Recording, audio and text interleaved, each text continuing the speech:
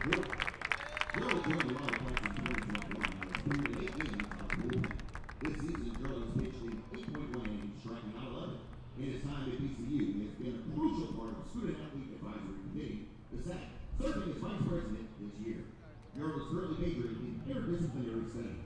He's walked out today by assistant coach Antoine Brown. Ladies and gentlemen, how about a hand for number 14, Joe Betts.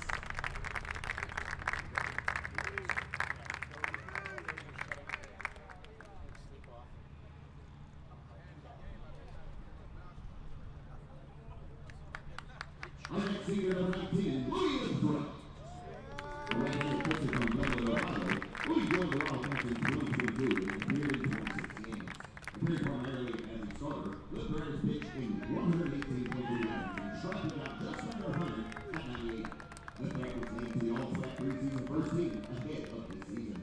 Last season, he was named SWAC Pitcher of the Week after tossing 8.1 innings of one-hit ball with 7 strikeouts at Mississippi Valley. He pitched his way to a 3.90 ERA with 68 strikeouts a season ago, with opponents hitting just 228 against him. He struck out a career high 10 against Alabama A&M last April. This season, Lipscott has struck out 30 in 38 innings. He's majoring in interdisciplinary studies, and he's joined today by his fiancee, Carolina. Ladies and gentlemen, number 19, Louis Lipscott.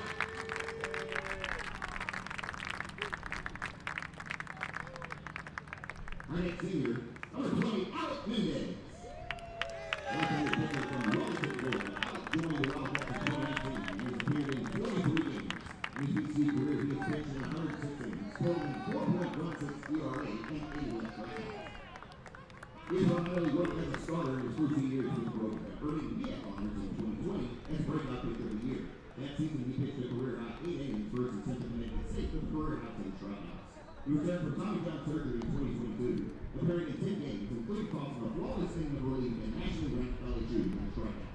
Alex is joined today by his parents, Dale and Gina Mendez. He is majoring in interdisciplinary studies. Ladies and gentlemen, number 20, Alex Mendez.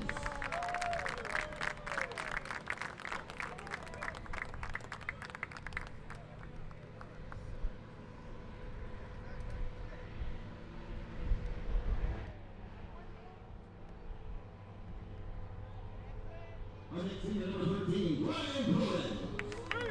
And then field number 305, Miami, Florida. Ryan joined the Wild Cats in 2022 and appeared in 76 games, primarily at third base. In his BCU career, he has totaled 50 hits, 14 doubles, 4 home runs, and 34 runs driven in. Last season, Ryan hit 250 in 26 games, tallying a career high 5 RBI against Alabama State last March. He has appeared in 30 games this season, holding down a 934 fielding average at third base. He has 3 multi-hit games this year, including one with a solo home run May 5th versus Alabama A&M. Ryan is joined today by Alberto Perez and Eva Menendez. Ladies and gentlemen, number 13, Ryan Perez.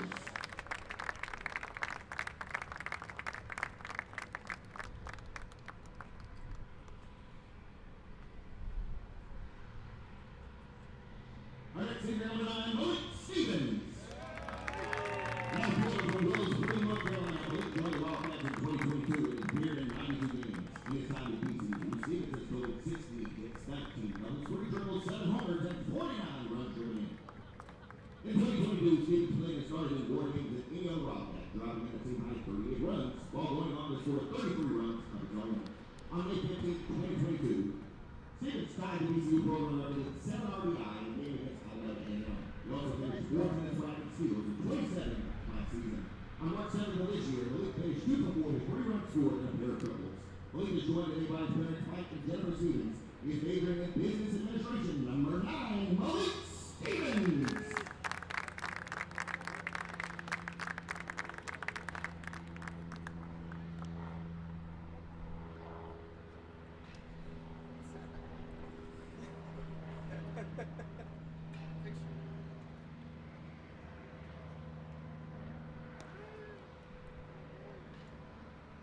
Ladies and gentlemen, our final senior, number 17, Darius York.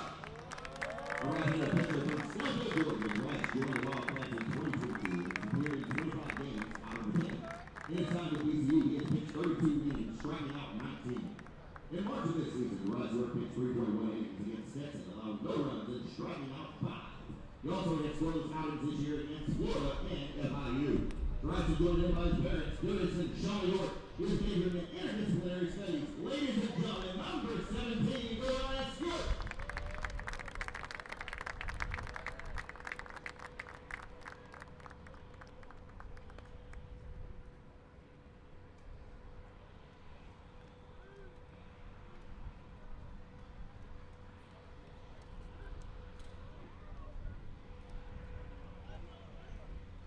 Let's take the time again to recognize the outstanding student athletes and all of their contributions to the Milton University. We appreciate all you have done and everything you have meant to your teammates, your classmates, your friends, your families, and your university.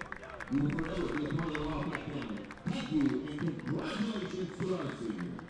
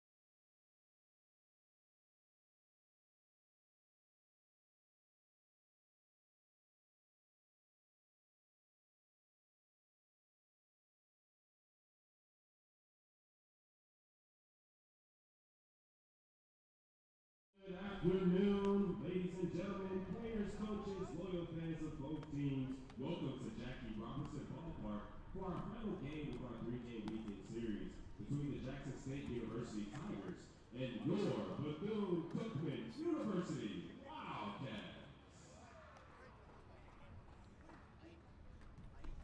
Starting lineup for the Tigers. Setting first, center fielder number 3, James Melton. Batting second, left fielder number 9, Daniel Bannon. Batting third baseman number 4, Ty Hill. Batting fourth, first baseman number 11, Brent Mersman. Batting fifth, second baseman number 44, Miles White. Batting sixth, and the hitter number 15, Marcus Atterbury. Batting seventh, catcher number 21, Marshall Louise. Batting eighth, shortstop number 2, Omar Gomez. Batting ninth, right fielder number 12, Caesar Samejo. Starting pitcher for the Tigers, number 6, Kobe God.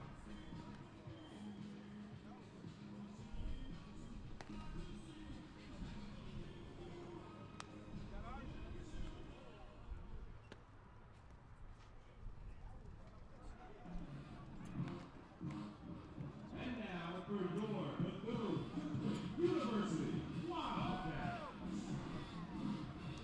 Leading off, third baseman, number 5, Luis Guerrero. Batting second, center fielder, number 34, Darren Chubb. Batting third, right fielder, number 4, Milo Hall. Batting fourth, left fielder, number 35, Lawrence Pena. Batting fifth, designated hitter, number 31, Robert Moya. Batting sixth, first baseman, number 16, Manny Sofrey. Batting seventh, pitcher, number 43, Jorge Ramirez.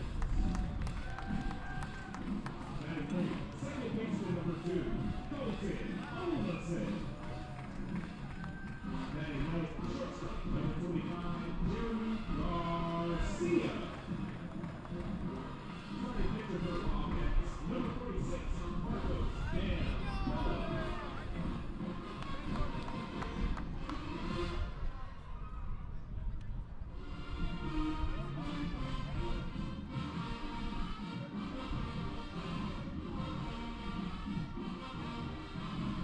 Ladies and gentlemen, will you please rise for the playing of our national anthem?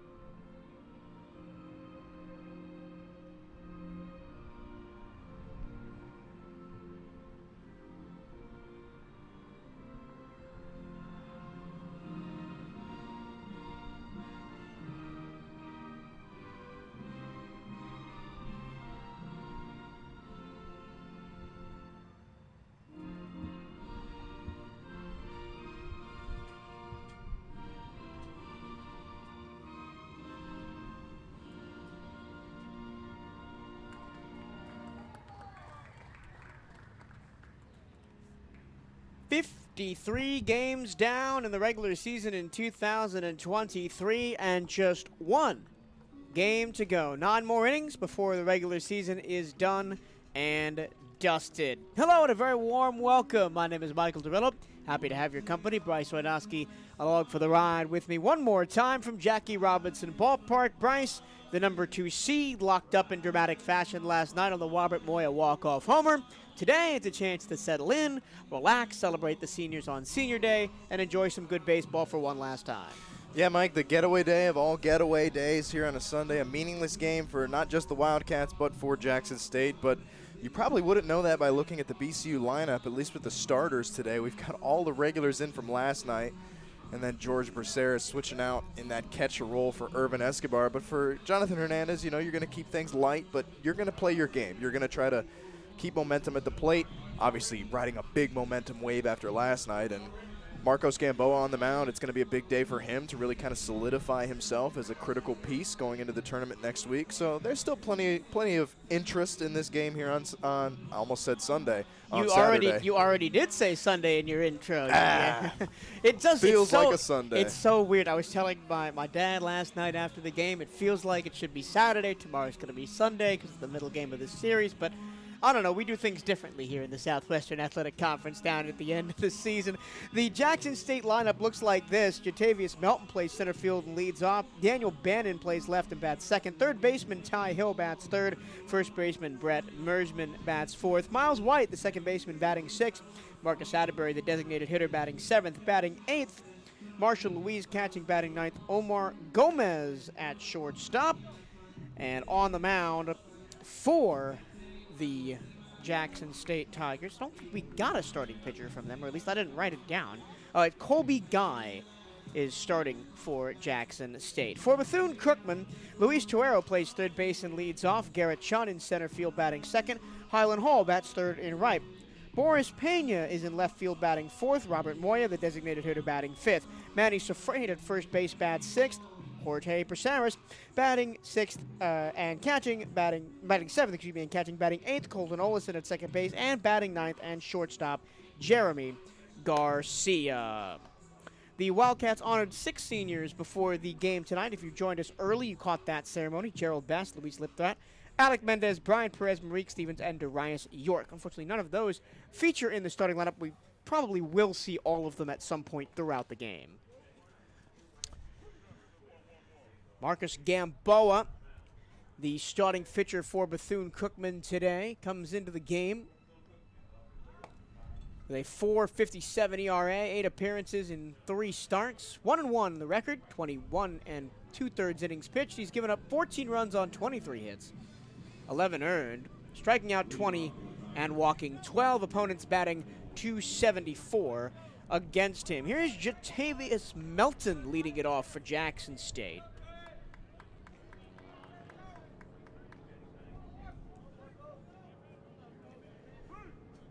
Wildcats in the maroon and pinstripe pants. First pitch, a strike right down the middle. Jackson State in the all grays with blue numbers. Jackson in script white and State in block letter blue across the front for the Tigers. Strip Wildcats with the flourish off the S in gold for BCU, the maroon caps as well. On a gorgeous, almost cloudless day here in the east coast of Florida. Breaking pitch from Gamboa misses just outside at a count 1-2. Yeah, Mike, we talked with Coach Hernandez ahead of this weekend series about Gamboa. We saw him feature and start in the matchup with the Knights of UCF on Tuesday. So a quick turnaround for Marcus, and that may be an omen of not a lot of innings today for him. Still kind of working back from a little bit of some nicks and bruises through the course of the season, but they overall liked the way he threw the ball on Tuesday. The 2-2 rocketed sky high to shallow center. Garrett Chun comes in, 3 steps, makes the catch, 1 away. Gamboa is another one of these Wildcats pitchers who's going to rely mainly on the fastball and kind of hitting his spots. He's got a bit more velocity than maybe a guy like Daniel Gaviria we saw yesterday, but I think the biggest problem with his Tuesday night performance was probably just missing some spots due to that little bit of rust from the timeout. It looks like he may be going over to the athletic trainer now. Certainly hope it's nothing serious. And yeah, hopefully it is nothing serious. Coach Hernandez went over to the home plate umpire, Kalen Hamilton, and said if he wants to come out, and then something I couldn't hear. But it looks like Gamboa will continue. Looks like they snipped something off of his wrist. I'm not sure if he had a armband or bracelet or something. Yeah. Either way, here's Daniel Bannon. Swings the bright orange bat, fouls one off. Bannon, the Australian, plays left field and played very well this series, both at the plate but especially defensively. He's made some spectacular catches over the last 2 days. He chops this one towards short. Charging in, Garcia makes the play, and there's 2 outs. And everybody on the mound not named Nolan Santos is going to really rely on this Wildcats defense throughout the tournament next weekend. Not a ton of swing and miss stuff from some of these guys, but when you've got a middle infield like the Wildcats do, you have a good core to rely on. Here's Ty Hill.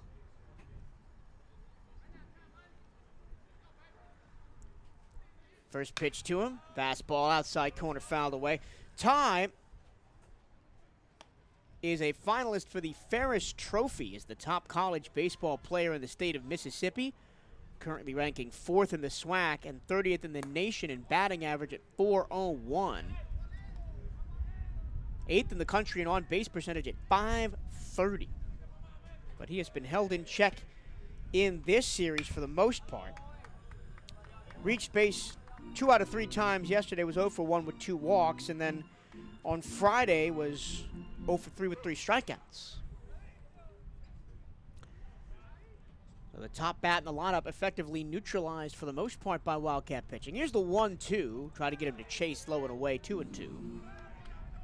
I think, Mike, the best we saw Marcos Gamboa this season was at Florida A&M here at the Jacks. 7 2/3 innings, didn't allow a single run, struck out 5. So we've seen some great Gamboa at certain points this year. Fastball misses high, count runs full to Hill. That was, of course, his longest outing of the season, but if we can get anything like that into the tournament, that's a huge third arm to come out of this Wildcats pen. The 3-2, Hill rockets this one to left. It's going to get to the wall. Cutting it off near the track is Pena, and he fires in to keep Hill at first, but the first base runner aboard for the Jackson State Tigers comes with 2 outs in the first. Just kind of turned on the fastball inside and poked it to left field. Probably going to see a lot of inside fastballs to right-handers heading into the tournament next week with the dimensions of that Georgia Tech baseball field. Kind of try to keep guys from punching it over that short porch. First pitch to Brett Mersman, fouls it off down the left field line. Mersman yesterday was really good. Struck out, flied out, then singled and scored in the 6th. That made it 3-0 Jackson State. And that run was the one that kind of told me that Jackson kind of had that game up until the 8th and 9th when the Wildcats really kind of got the bats going. But for a long time yesterday, really frustrating at the plate for the Wildcats and the whole series as well. And the pitch hits off Braceras' foot. Hill's going to try and go to third, and he's going to get there with no throw. So a 2-bag wild pitch puts the potential go-ahead run 90 feet away here in the first. It's a really tough break for Braceras. Like you said, Mike, it just kicked off the inside of his foot, kind of where the arch of his right foot is, and angled its way back over to the BCU dugout. Not sure if he realized it right away, and get the runner down to third. The Wildcats got a lot of clutch defense yesterday. JSU stranded 7 runners, including 5 in scoring position. It's kind of one of those games, Mike, that we were saying all night long. It kind of felt like it was only a matter of time before it got broken open, and it never really did, I guess, until the last pitch. Count 1-2 on Mersman.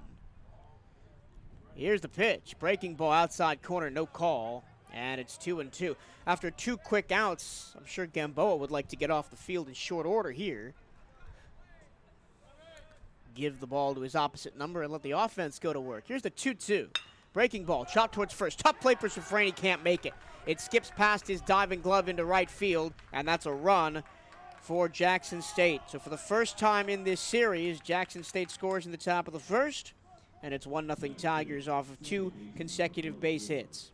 Yeah, 2 2-out hits. If that doesn't tell you that Jackson State certainly isn't treating this like a getaway day, I don't know what else will. Still coming out and swinging. Of course, that's the nature of baseball. Everybody's trying to get theirs, pump some final stats as we head into the voting period for all conference and whatnot.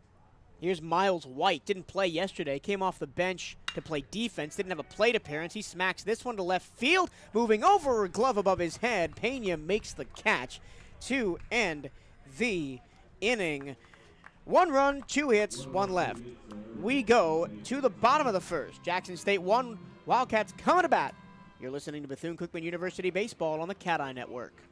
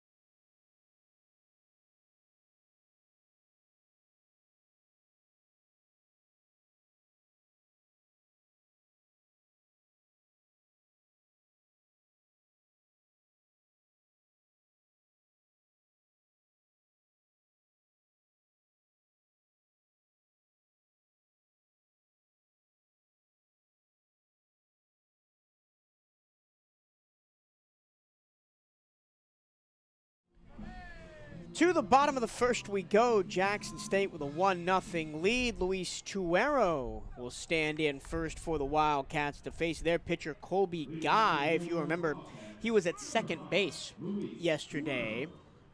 First pitch from the righty is low, count 1-0. Guy has 14 appearances with 13 starts. He's 4-4 with an 8.91 ERA. Bounces one to the plate, 2-0. In 64 2/3 innings pitched, he's given up 68 runs on 87 hits, 64 earned, striking out 64, walking 46. How's that for some symmetry for you?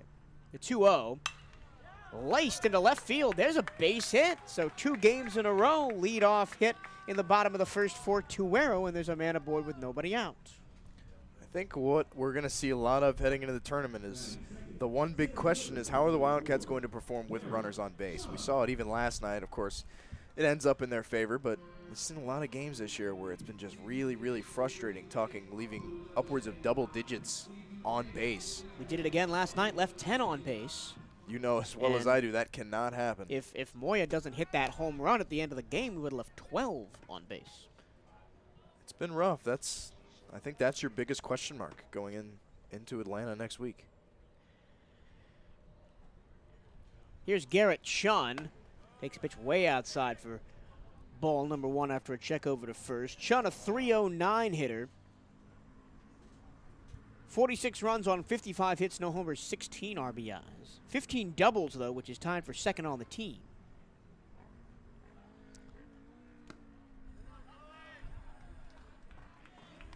So we've seen Coach Hernandez this season try a couple of different strategies at the top of the order. We've seen Malik Stevens lead off with a bunch of speed.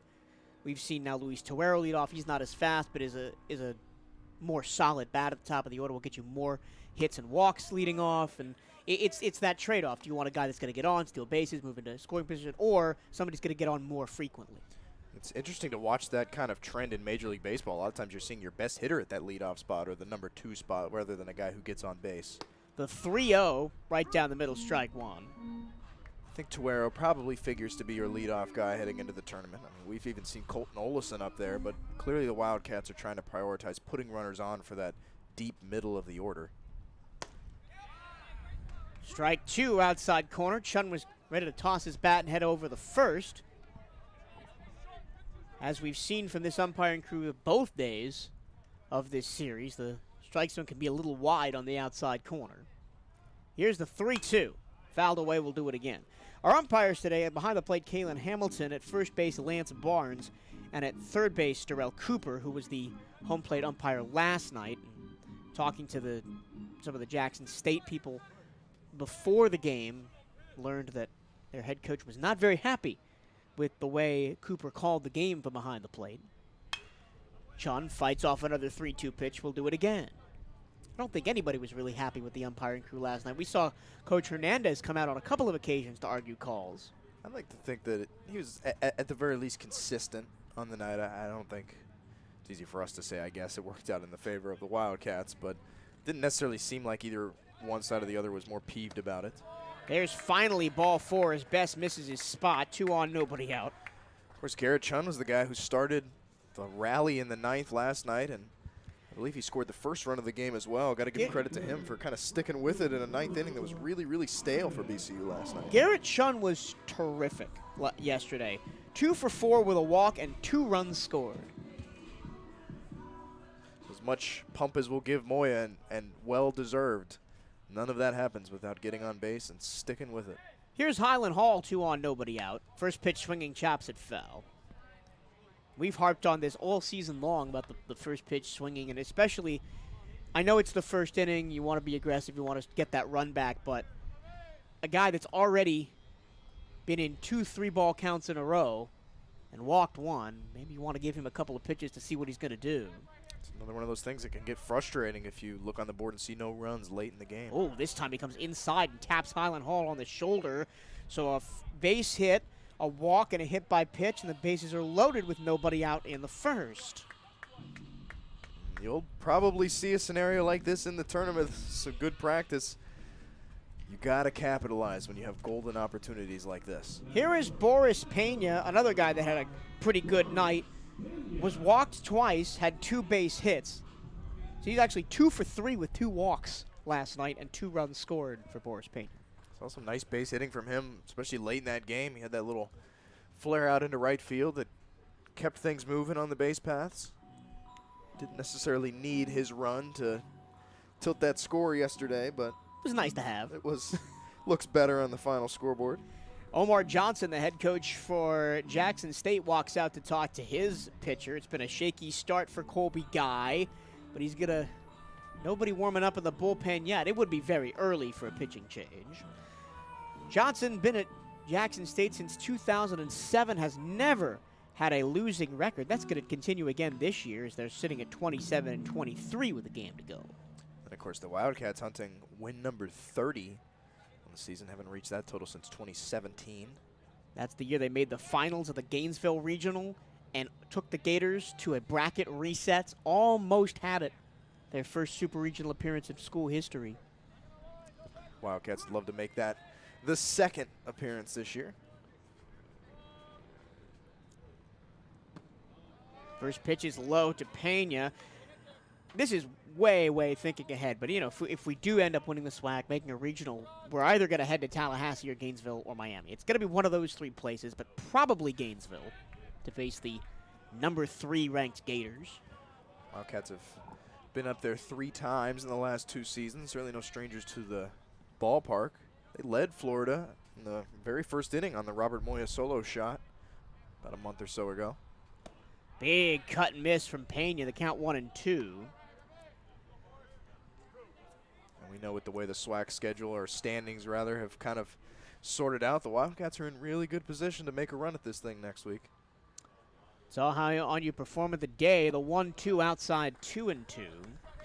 The Wildcats are locked into the number 2 seed in the Eastern Conference. If we had lost yesterday, things would have still been interesting going into today's game. Did see Florida A&M ultimately fall to Alabama State, which certainly helped. Swing and a miss and a ball in the dirt, and Pena goes down for out number 1.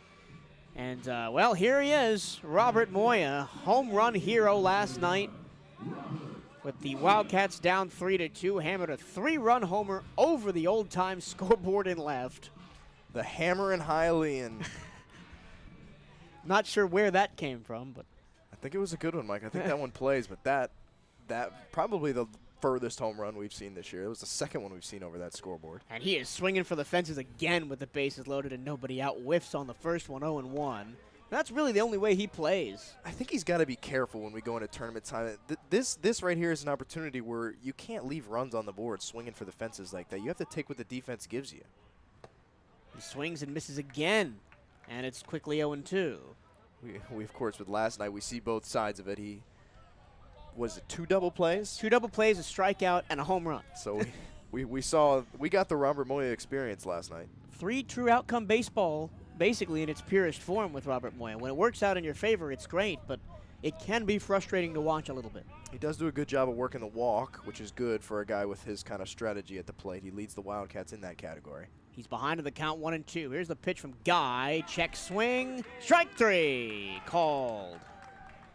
And Moya doesn't like it. He thinks the pitch was low. But 2 straight strikes, or strikeouts rather, from Colby Guy. And now it's Manny Suffrain, and the Wildcats are in danger of loading up the bases with nobody out and not scoring a run. And maybe no guy has come on stronger offensively in the end of this season than Manny Suffrain. 7 RBI last weekend. He's had a great weekend so far. First pitch right down the middle for strike 1. This would be a huge confidence booster for Guy if he's able to get out of this one. You could say the opposite for the Wildcats. Just big-time frustration if we can't come through here. Hit high in the air to left center. Going back, Melton. It is over his head and 1 hop to the wall. 1 run scores, 2 runs score. Here comes Highland Hall from first. He will score. It's a 3-run double for Manny Suffrain, and the Wildcats take a 3-1 lead. What more can you say about Manny Suffrain? I mean, that's a big-time bat you're going to get for Atlanta next weekend.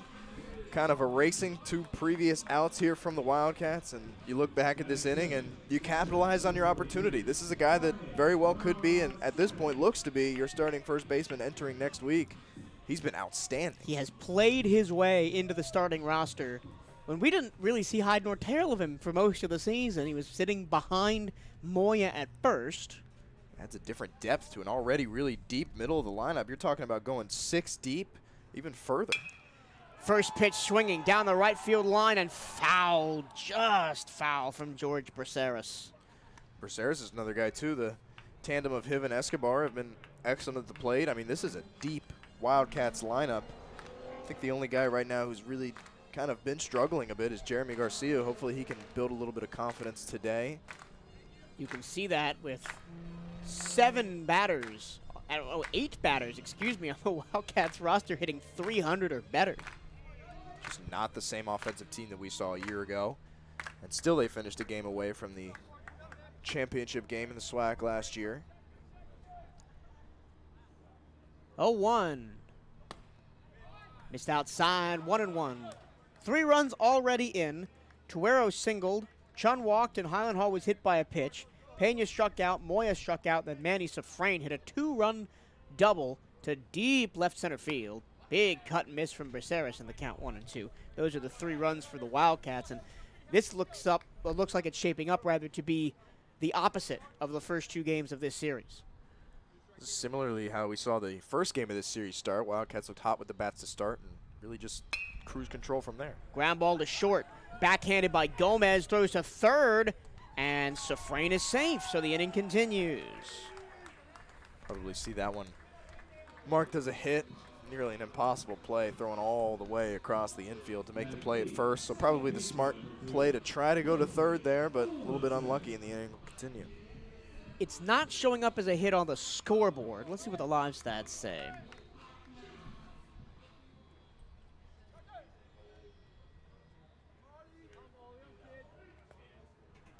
Yeah, we'll let Bryce look that one up. Here's Colton Olison with runners on the corners and 2 down. And Guy deals in the dirt 1-0.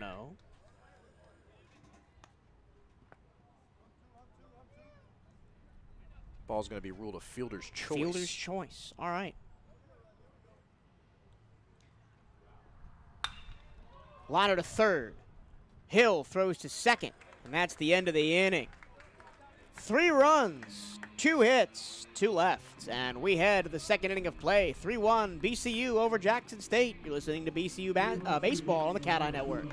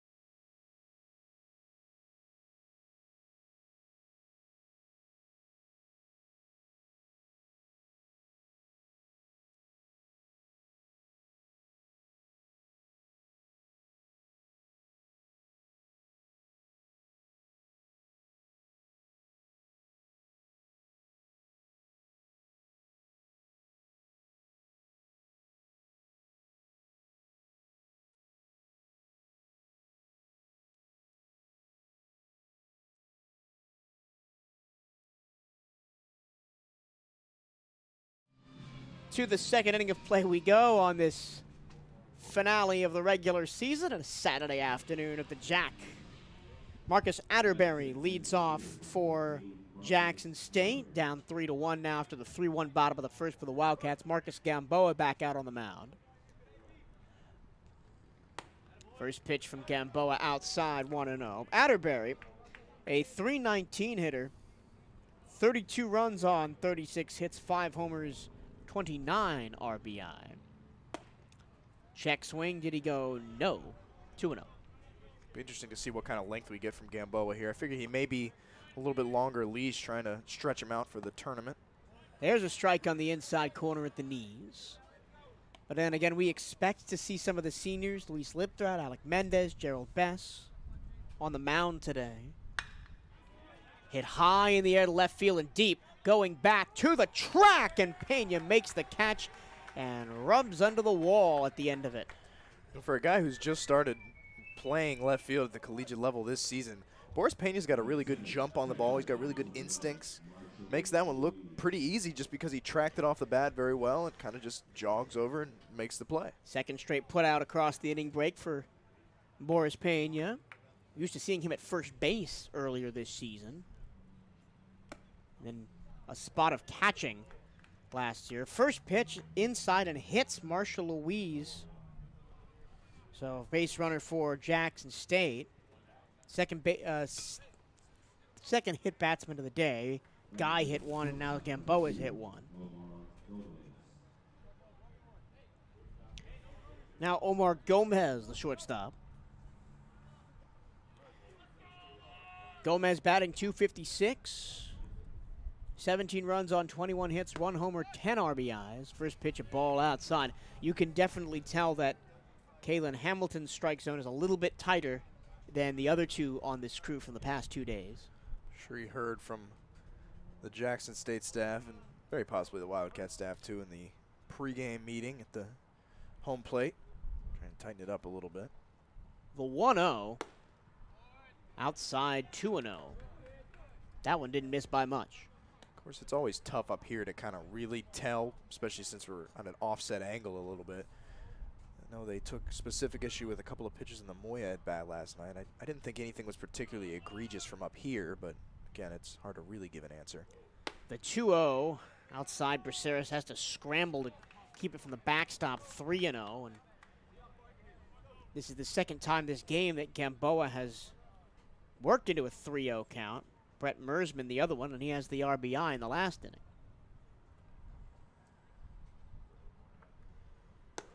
This time he goes straight down the middle. Gomez doesn't take the bat off the shoulder. Same with Tuesday night in Orlando. I think velocity has been fine for Gamboa. The biggest thing is going to be regaining that control that you kind of expect to drop off a bit after a break from throwing. Gomez, chopper to second. This could be 2. On to second for Uno. Back to first. Not in time, so it's a fielder's choice. And there are 2 away.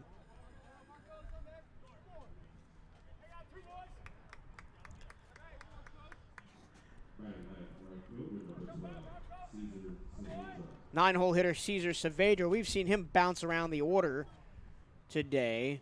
Batted 9th Friday, and today batted 5th yesterday.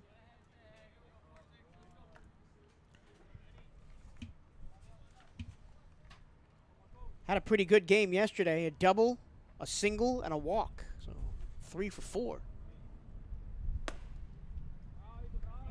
2 for 3 with a walk. But still a pretty good day at the plate.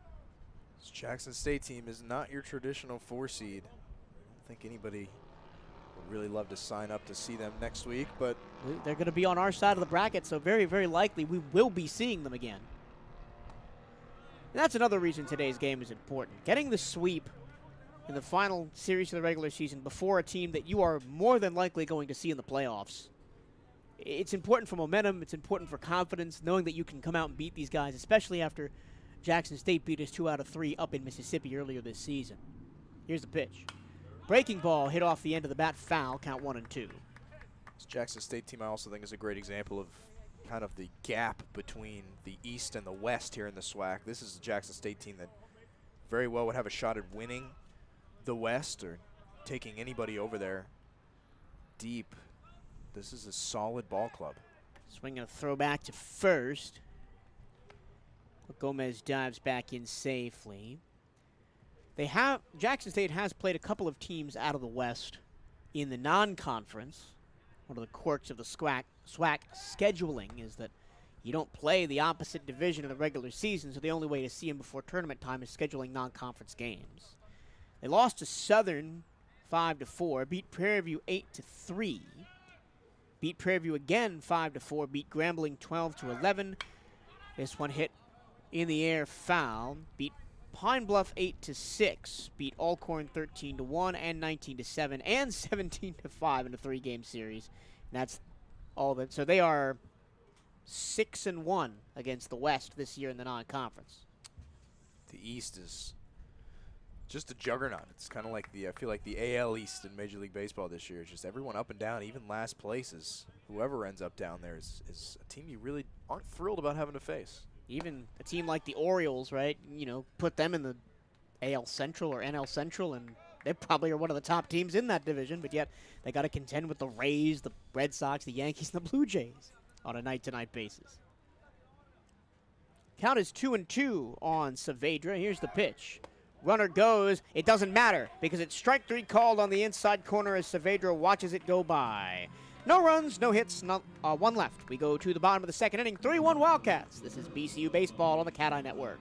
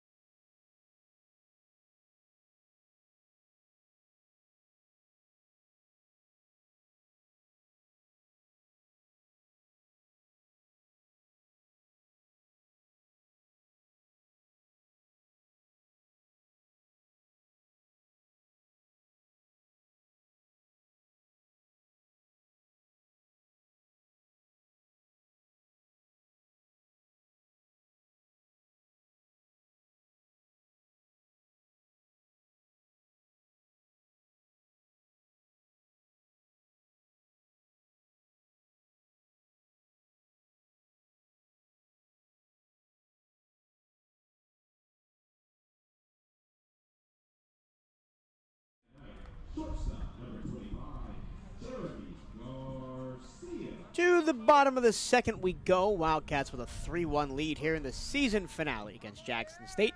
Jeremy Garcia leads off the inning, batting out of the 9 spot. First pitch to him is a ball outside from Colby Guy. Wildcats have that 3-1 lead because of 3 straight reaching base in the first. Tuero singled, Chun walked, Hall was hit by a pitch, and then Manny Safrain hit a 3 RBI, double to left center. The 2-0 for Guy, chop foul.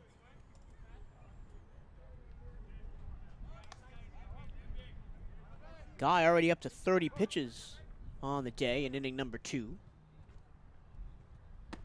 So not sure he is going to go a long way. We'll see.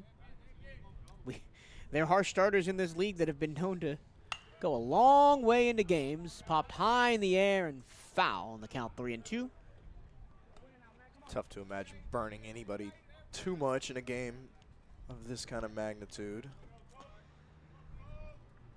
Sure we'll see some pinch hitters and the like soon. And a ball 4, so a first pitch walk to Jeremy Garcia, leadoff man aboard for the second straight inning for Bethune-Cookman. Looking up to try and see how long Guy, the longest outing of the season for Guy. Not getting my iPad is not cooperating, so I can't see the page. Here's Luis Tuero, singled and scored his first time up. Guy steps off.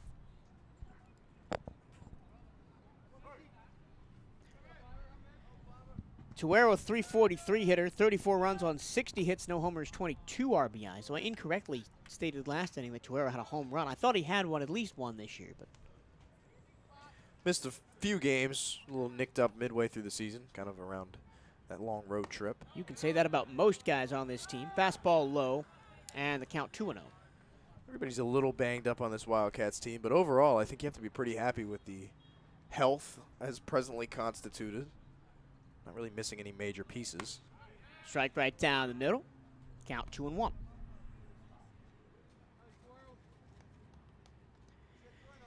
There's been so many missed games by players this season, right? The Highland Hall's the only player, or Highland Hall and Robert Moya the only players to play in 50-plus games. I know Jeremy Garcia as well. Everybody else down there in the low 40s, maybe even high 30s games played.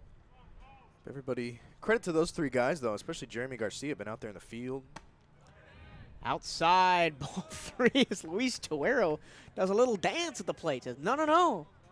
Almost looked like Dikembe Mutombo. No, no, no. The finger wag. Counts 3-1. With a runner at first and nobody out, here's the pitch from Guy. Straight down the middle, chopped to second. This could be 2. On to second for 1. Back to first. It's not in time, and the ball is wide. The throw was actually in plenty of time, but the throw took Mersman off the bag. Kind of tried to make a little swipe there at Tuero when he was making his way towards the bag, but got nothing but air. So Garcia out 4-6. Tuero aboard with a fielder's choice. Here is Garrett Chun. Walked and scored in the first. Garrett,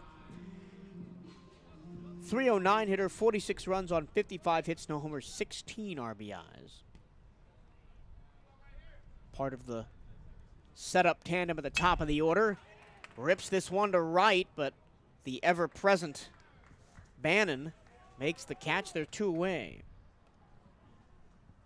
Another first pitch swing in there for the Wildcats. I'm guessing the longer this game goes on and the more and more guys want to go enjoy their Saturday afternoon, we'll probably see more aggressive approach, maybe even than we traditionally would see. Here's one of the more aggressive guys on the team, Highland Hall. Was hit by a pitch his first time up. Be nice to see Highland get a couple across today. He had a little bit of a rough weekend for his standards. Hit high in the air to center field and deep. Going back is Melton. He makes the catch not too far away from the track, and that'll do it. No runs, no hits, 1 left. We go to the 3rd inning of play. Still 3-1 Wildcats here on the Cat Eye Network.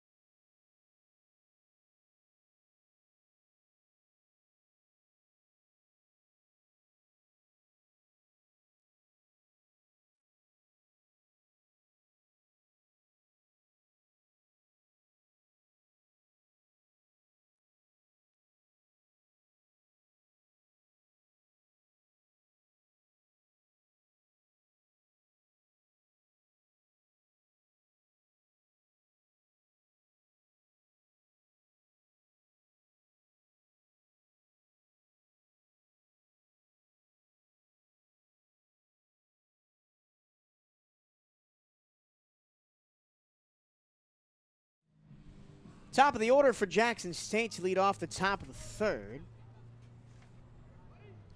Here's Jatavius Melton, fly to center his first time up. Melton, a .318 hitter. 68 runs on 57 hits, 4 homers, 37 RBIs. And the first pitch from Gamboa. Well, excuse me swing, but he went around for strike 1. We've already seeing some bullpen action for the Wildcats. As Bryce doesn't know where his binoculars are to check who's down there. We have secured the binoculars. Strike 2 on the outside corner, 0-2 on Melton. Gamboa looking for out number 1. He delivers outside and low. Looks like Santiago Gomez out there warming now. He could be a big part of that Wildcats bullpen approach next week. The 1-2 trying to get Melton to chase on the outside batter's box, 2-2.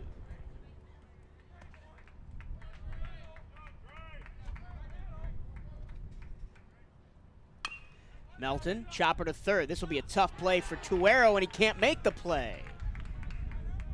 And Melton will be aboard to lead off the inning. See if they score that a hit or an error. I imagine that one will probably go in as an error. Tough play to make, especially over there at third. Kind of lost it in the transfer from the glove. They do score it as an error. So E5 gets Melton to first. First leadoff base runner of the game for the Tigers. They were really good at that yesterday. I think all but 2 innings they had the leadoff man aboard. Spin it a throw back to first. Wildcats only with 12 pickoffs on the season. And Marcos Gamboa doesn't have one of them. Certainly not for lack of attention. They give a lot to that runner over at first. Bannon stretched to bunt, fouls it off. Seen Jackson State try to go to small ball a lot to get on the board in this series. Worked yesterday. It's kind of the Wildcats' MO last season. Of course, with that middle of the order now, they haven't really had to defer to it as much. You see it especially in the stolen base category. If you remember in the 6th inning yesterday, right, we had the bunt baseline interference call that allowed a run to score. That was the 3rd run of the game. So Wildcats last season had 2 guys over 25 steals. Just have not had that kind of run and gun strategy this year. This year, Highland Hall is the only one with over double-digit steal attempts. Count 1-1 to Bannon. Here's the pitch. Butted down the first base line, and a beauty it is. Bannon's going to be out, but the sacrifice moves Melton to second. You can't really say enough. It's often overlooked with some of the flashiness, whether it's Nolan Santos with all the strikeouts or the way this lineup has performed this season. But the Wildcats' defense has just been outstanding. I mean, we talked about it earlier in the series. 24 fewer errors than they had last year. They were already the best defensive team in the SWAC a season ago. They're up at a .970 fielding percentage. It's probably ticked a couple of points higher through this series, but they've just been outstanding. I wonder where that ranks nationwide. I can look it up between innings. First pitch, breaking ball, strike to Ty Hill. He's scored the only Jackson State run of the game. Singled, then had a 2-base wild pitch as the ball skipped away from Braceras. Was able to score on the Mersman single. Melton at second and 1 down. Here's the 0-1 from Gamboa. Chopper to third. Tuero looks the runner back to second, throws to first for the out, throw back to third, not in time as the runner advances. So another sacrifice will get Melton to third, 90 feet away with 2 down. That was a heads-up play by Melton to get over there to third. Wasn't too aggressive to where he threatened maybe the tag out or focusing on him, but got a runner down to third. Now here's Brett Mersman in the exact same situation he was in the first. 2 outs, runner at third, and in the first he squeaked a base hit under the glove of Manny Suffrain for an RBI. So heading into this weekend, the Wildcats are actually tied for 145th as a team in the nation in fielding percentage. That is wild to me with all the good defense we've seen from the Wildcats this season that they'd be down that low. Indiana State is number 1 at 985. Everyone's kind of clustered around the mid 977, 70s-ish. So certainly among the class of the league. Gamboa behind 3-0 after 3 balls. Braceras just trying to calm down his pitcher here. It's probably in Gamboa's head a little bit what happened in the first inning. Exact same scenario, exact same batter at the plate that had the RBI single. And he walks on 4 straight pitches. Again, it's all going to come back to that control, especially with his fastball for Gamboa. That's where he's going to really get his success against these hitters. He's got the velocity to compete. He can touch the mid-90s. He hovers around the low 90s, but if he can hit spots with it, that's what it's going to take to succeed next week. Braceras stepping in front of the plate to call a defensive play. We saw some odd defense yesterday from the Wildcats with runners in scoring position, playing guys way around the diamond. This looks pretty standard. Here's Miles White, flew out to left to end the first. First pitch, low ball 1. And not that he's necessarily thinking this way, but maybe Gamboa's like, well, let's just put Mersman on. I don't want to deal with him. Get the next guy. Could come back to bite you, though. Here's the 1-0. Chopped fair, right at home plate. Tough play for Maceres. Bare hands, fires to first, in time. Oh, and it's a balk.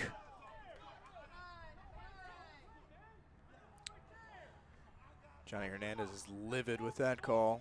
It's kind of the second straight game we've seen kind of a balk call that's been after the pitch, after the play's developed. Hold on. Hold on. They're sending Melton back to third. So it can't be a balk because the runners didn't advance. I am now very confused.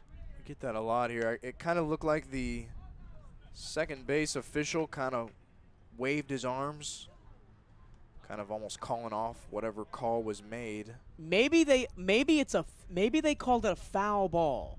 That's the only thing I think it could have been, is that they said it bounced on home plate and then went fair and it was a foul ball. But the second base umpire made the call, not the home plate umpire. I think that's why Coach Hernandez is so livid, because the second base umpire wouldn't have had a great angle on it.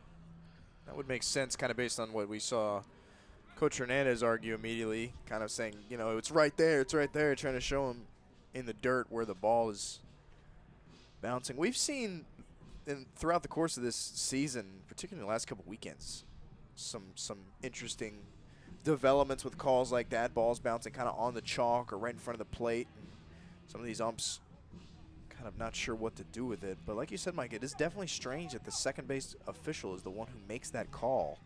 We have seen both Jonathan Hernandez and Omar Johnson state their displeasure with the officiating crew multiple times over the last 3 days. Of course, the home plate official could always overrule the call if he didn't agree. The count is 1-1 on Miles White. Here we go again. Runners on the corners, 2 down after the Wildcats thought they were out of the inning. And that's going to be an RBI as that one gets by the diving glove of Olesen. Melton scores on an RBI single for Miles White, and that call comes back to bite BCU. We should have been out of the inning. Yeah, that one probably won't sit well with Coach Hernandez just sitting down there, shaking his head next to the dugout. I'm sure that's all you can do. It certainly looked like a fair ball from up here.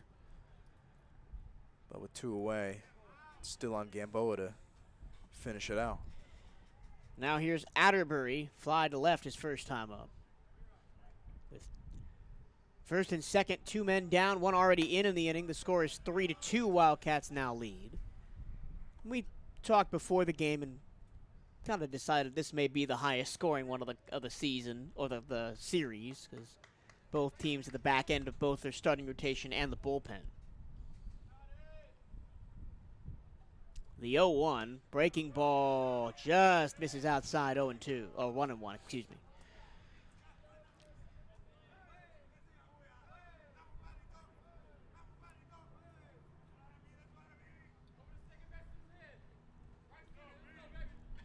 A lot of room on the first base side. Atterbury hits it that way, but foul.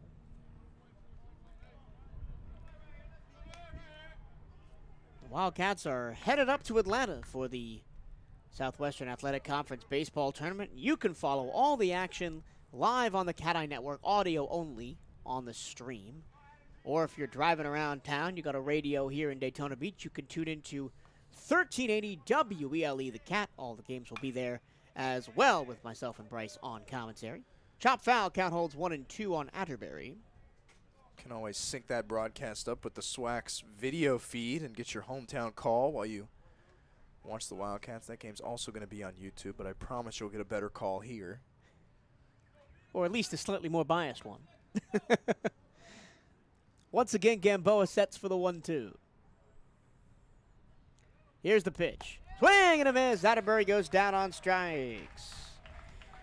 Well, 1 run across that probably shouldn't have been. 1 run, 1 hit, 2 left. And we go to the bottom of the third. Wildcats with a 3-2 lead right here on the Cat Eye Network.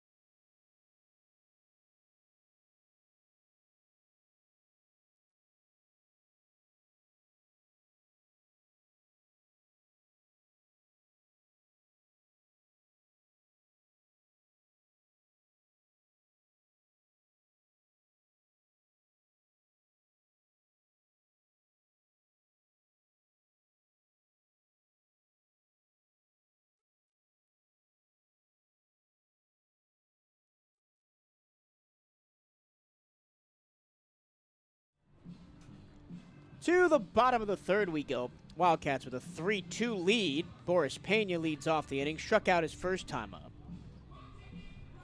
Thank you to the 35 of you watching on the Cat Eye Network right now. We appreciate your patronage today and all season long.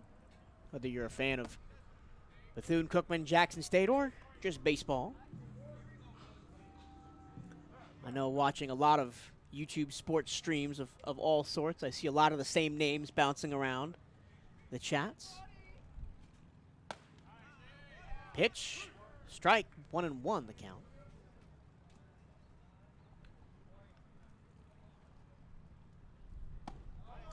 There's another strike. Pena watches it go right down the middle. The count 2-1. Or 1-2, excuse me. Colby Guy up to 43 pitches. Pena fouls one off.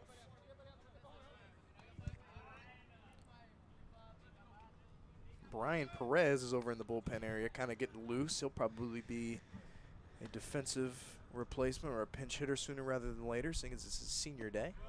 In the dirt, 2-2. Pena trying to make up for striking out with the bases loaded in the first inning. Didn't eventually come back to hurt the Wildcats. They did score 3 runs. This time he strikes out for the second time. He goes down swinging. It'll bring up Robert Moya with one down. Moya, you can always tell who it is, whether it be the broad shoulders or the easily identifiable paint-tarred helmet. Pine-tar helmet. I remember listening to the UCF broadcast of a game on Tuesday, and they were very confused about why there was so much pine tar on Robert Moya's helmet. It's been his thing all year. Check swing, 1-1. I think what we miss in Robert Moya's heroics last night is how great of an at-bat that was to finish off the game. Down 0-2, battled back to a full count, 3-2, fouled off a couple of pitches. Made the pitcher work, and he got rewarded for it. Popped it way high up on the infield. Ty Hill calls off everybody from the third base spot, makes the catch. There's 2 away. Ty Hill might have been the only guy in the infield that saw the ball. Everybody kind of looked a little bit confused before he called for it, but good bit of communication. We know how important that is, and we've seen both sides of it here with the Wildcats this season. Seen a couple of times, 2 guys go for a ball, they both call each other off, and then nobody makes the catch. He's going to make a coach more unhappy than seeing that. Here's Manny Safrain, has the biggest hit of the game for BCU so far. The 3-run double to deep left center, right on the Daytona Toyota side in the first inning. Gave the Wildcats the lead they currently hold.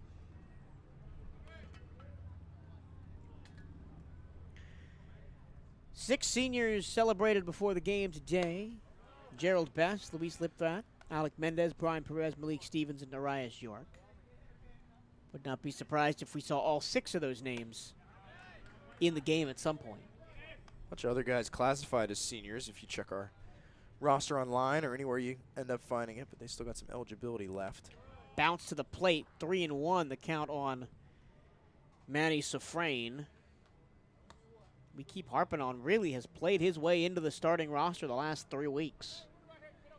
To get that kind of power and that kind of pop out of the 6th guy in your order is huge. Full count delivery. Check swing, did he go? Yes, he did. That's the end of the inning.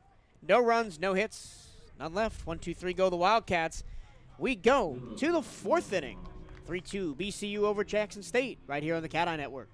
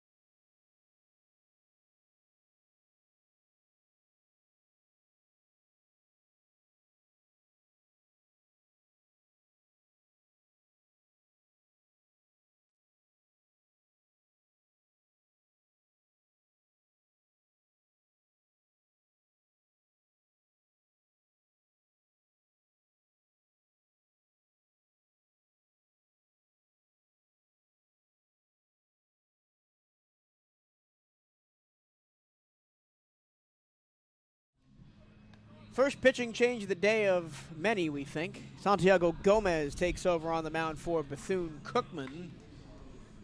Gomez has 12 starts, or 6 starts in 12 appearances. He's got an 8.91 ERA. He's 1-2. In 33 and a third innings pitched, he's given up 37 runs on 44 hits, striking out 31 and walking 16. And the first pitch is bounced to the plate, ball 1 to Marshall Louise, who was hit by a pitch and then caught out in a fielder's choice to Omar Gomez in the second inning. Off the end of the bat, flared to left field. Easily underneath it is Pena. Makes his third out of the game. And there's one away. Santiago Gomez is going to be another guy who's definitely going to factor into that bullpen approach, probably as a middle innings guy or maybe a spot start if the Wildcats really need it. We've seen some real success from him, especially of late.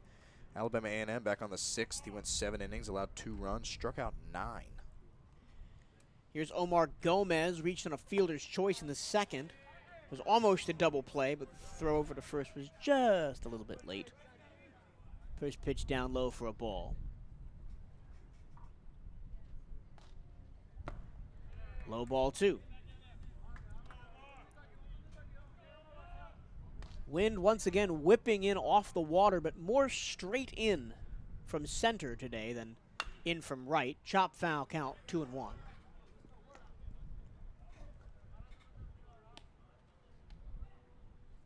And maybe that kept the Safrain hit in the first inning from leaving the yard, the wind blowing in from center. But you never know.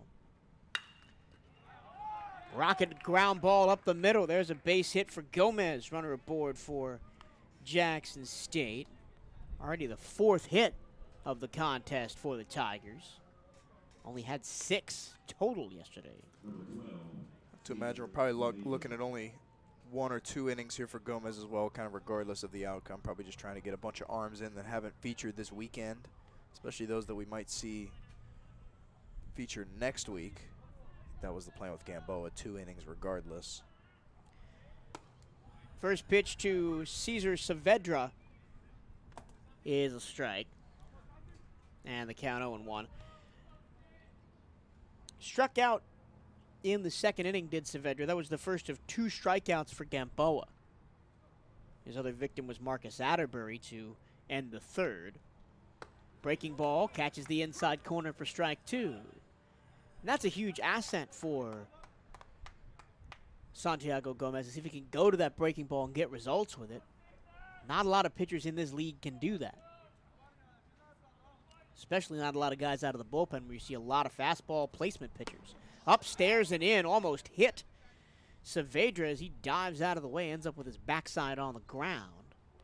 All right, trying to go to that high fastball for the strikeout pitch. We see it a lot across all levels of baseball now. It's always hard to catch up to anything with that kind of velocity up near your shoulder blades. Unless your name is Vladimir Guerrero.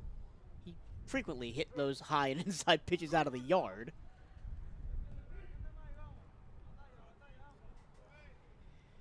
Gomez on first. 1 down here in the top of the 4th. Pitch. Chop toward third. This could be 2.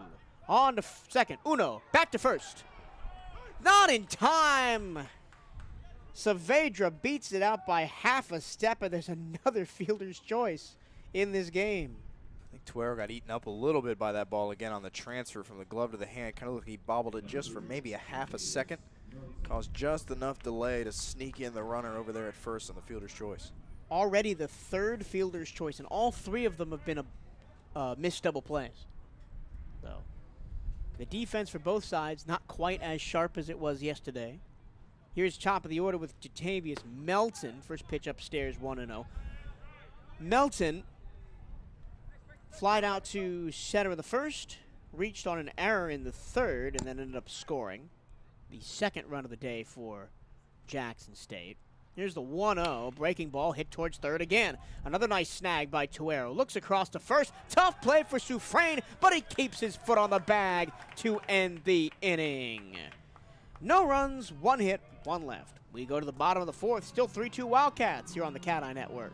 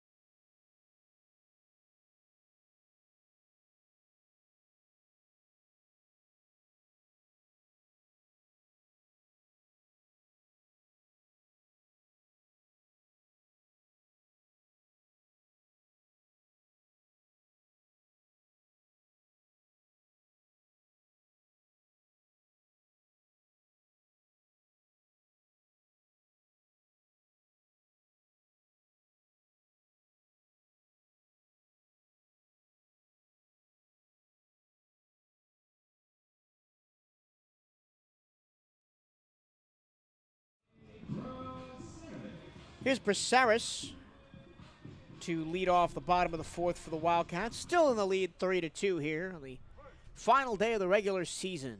Game number 53. First pitch up by his head. Colby Guy still on the hill for Jackson State. Nobody warming up in the Tiger bullpen as well. 54 pitches, and pitch number 55 is hit on a line to center field for a base hit. Leadoff style for Braceras. He's on for the second time today. Reached on a fielder's choice in the first inning. Part of back-to-back fielder's choices to end the inning in the first. Braceras hit into one, and then Olesen hit into one. Braceras hit .315 this season. You just don't see that a lot from a guy behind the plate. That offense at the catcher position is a luxury not many teams can afford. Ground ball to second. This could be two. On to second for one. Back to first. This time it is a double play. The third of the series for Jackson State. And there's quickly 2 outs. It's the kind of plays that are going to get more and more frustrating in Atlanta next week. Can't what's the word I'm looking for? You can't sabotage an inning that early. Yeah, and again, that was a first pitch swinging for Colton Olesen. Didn't even get to introduce him before he was out of there. Here's the 9-hole hitter, Jeremy Garcia.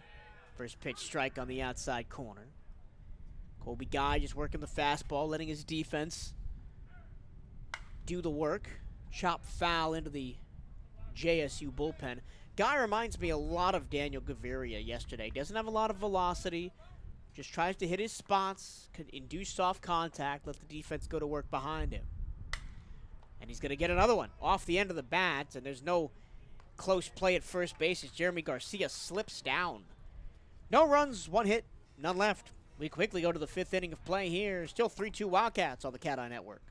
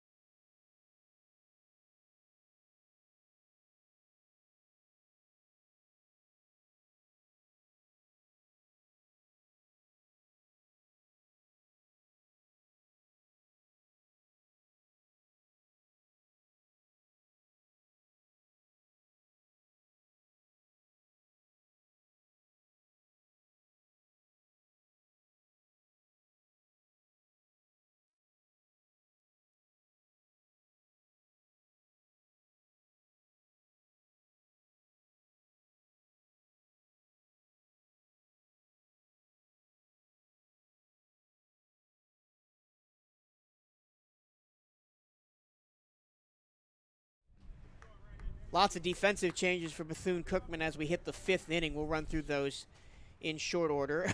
Excuse me. Daniel Bannon leads off. Santiago Gomez still on the mound for Bethune-Cookman. He lazily fires a fastball low. Malik Stevens is in playing center. He replaces Boris Pena. Garrett Chun moves from center to left. Brian Perez is in playing third, replacing Colton Olesen, and Tuero has moved from third to second. So once again, Stevens in center, Chun in left, Perez at third, Tuero at second. Ground ball up the middle, deflects off of the leg of Santiago Gomez and into center field for a base hit. Second ball kind of hit up the middle right towards Gomez since he's been in this game. Pretty impossible plays to make both times. Certainly not on him that it got through there, but challenge him up the middle of the diamond. Leadoff runner aboard for the first time in the game for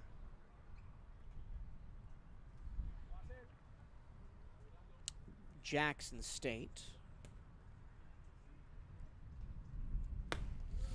Here's Ty Hill. Singled, moved to third on a wild pitch and scored in the first, grounded out to third in the third.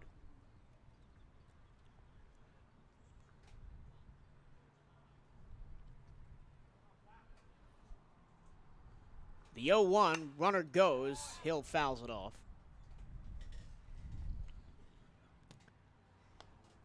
Some more activity going in the Wildcats' pen. I'd imagine this may be the final inning for Santiago Gomez. Is that lip threat back there? He's throwing against the wall right now, not truly on the bump out there yet. We expect to see him at least for one inning. Hill fouls another one off. Count holds 0-2. Lip threat's another guy who could really do a lot for the Wildcats if he could just get on the right track as a bullpen arm. Obviously, we know how successful he was a season ago. Has not been able to match that, but if he can give them something out of the bullpen, he could be a weapon. The 0-2 upstairs and in once again. Gomez looking for that strikeout pitch. Won't find it this time. Ty Hill, a grad student from Saltillo, Mississippi, transferred from Wallace State Community College. The wind blows a little bit harder in off the Tomoka River. Another pitch goes upstairs and in. 2-2.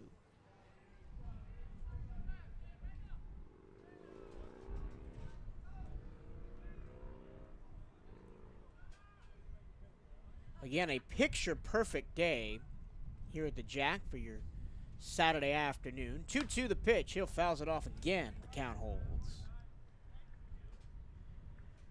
I think a lot of times we overlook just how lucky we are to be able to spend our afternoons here at a ballpark like this, especially in Southwestern Athletic Conference. We're right here on the beach. A lot of schools would love to be here in our seat for a game like this. The 2-2 hit high in the air to right field. Hall tracking it back, makes the catch. Nice play by Highland, and there's one away. It was a tough play for Highland Hall. He took his eye off the ball for a minute, kind of trying to reorient himself. He originally broke to his right and realized the ball was tailing left. So good on him to track that one down after initially kind of having to look away. Here's Brett Mersman, reached base both times, singled in a run in the first, walked and was stranded on second in the third.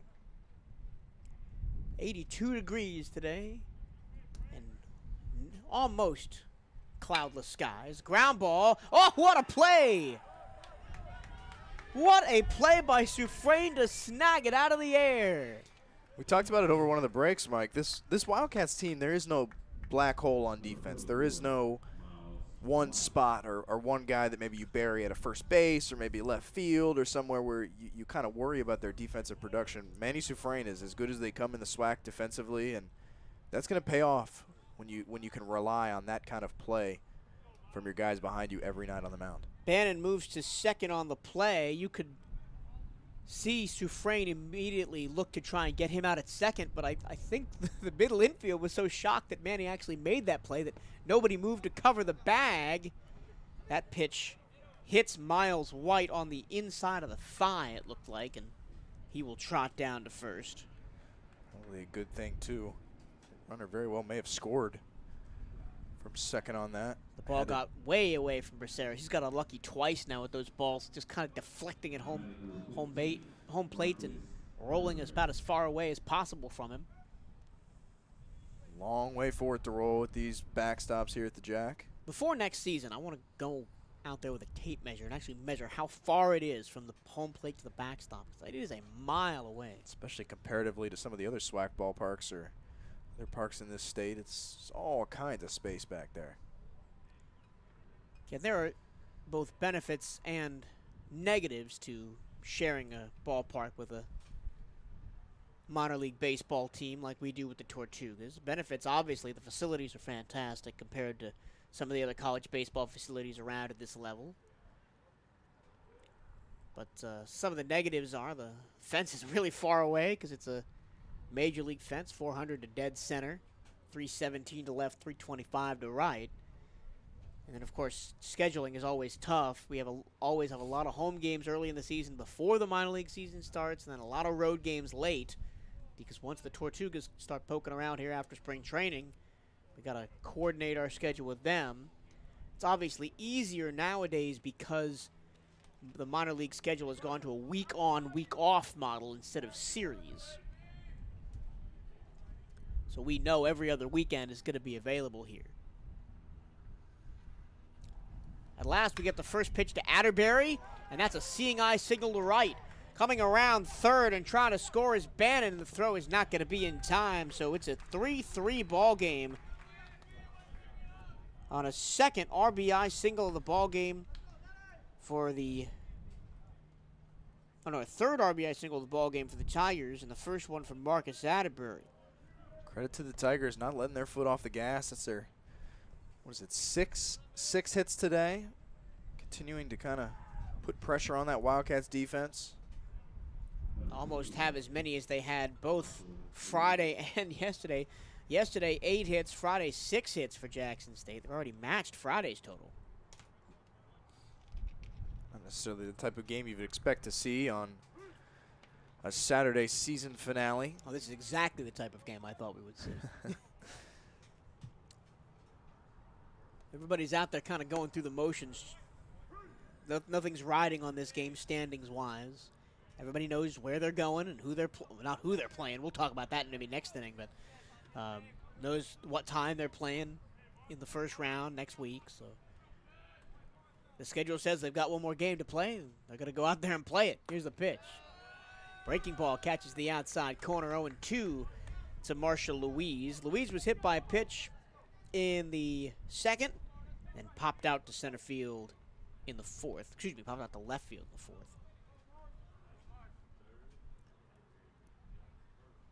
The 0-2 in the opposite batter's box trying to induce a swing. Runners on the corners in a tie ball game, 3 apiece here at the Jack. Miles White at third, Marcus Atterbury after the RBI at first. The 1-2, fouled straight back, count holds.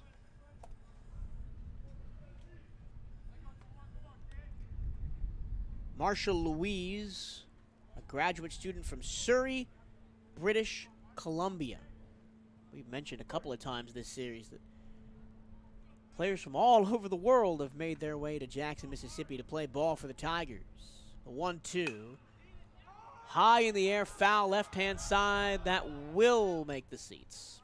And the count holds again, 1-2. We've got guys from Australia with Daniel Bannon, Curacao, Puerto Rico, Panama, Canada. Very international flavor to this roster that you don't really often see in baseball. You see it a lot in basketball, where a lot of schools will recruit internationally, but not baseball. And here these Wildcats, I think around half the roster comes from Hialeah. They're down in South Florida. Hotbed for Coach Hernandez. Once again, the 1-2. Outside corner ball. Nice frame job by George Braceris, but didn't fool Kalen Hamilton, the umpire behind the plate. 2 balls, 2 strikes, 2 outs, 2 on. And Gomez deals. Chop foul once again. This will be the 10th pitch of the at-bat coming up. Really nice battle by Marshall Louise, a guy that hasn't had a fantastic series at the plate. 0 for 4 yesterday, 1 for 4 on Friday. So 1 for 8 in the series. The 2-2. Breaking ball misses outside. Runner goes. Nobody covers the bag. The ball skips away into center field. And trotting home from third is Miles White. And Jackson State has the lead. A little miscommunication there at the middle infield. Not sure either guy, Tuero or Garcia, Not really working with the same level of chemistry that maybe Olson and Garcia are. Not really sure who was going to cover the bag, who was going to run in on that and cover it. Either way, Jackson State takes that lead. With 2 outs and a runner on third, I'm not sure I even throw down there at all. Just let him have the base. It's always tough on those fast-moving plays. Your first instinct, obviously, is to jump up and try to get the out. Full count pitch towards second. Diving stop by Tuero, but nobody's at first. Soufrain left the bag and was caught in no man's land. If he'd stayed there, that's probably out number 3, but the runners are back on the corners as Marcus Atterbury goes all the way to third. Yeah, we saw Jeremy Garcia kind of ran over towards the third base bag to try to back up if there was going to be a throw back over to Brian Perez. If the runner maybe got caught in a rundown or tried to go. But again, kind of goes back to a little bit of miscommunication. I think maybe if Colton Olison's out there, there's kind of a more established routine. People know where their respective spots are, where people are going. It's a nice play by Tuero to knock that down to grab that ball, but kind of goes for naught. You can't really play the what-if game. Jonathan Hernandez out there talking to his infield, trying to settle everybody down as Jackson State from down 3-1 has taken a 4-3 lead with 1 in the third and 2 here in the 5th.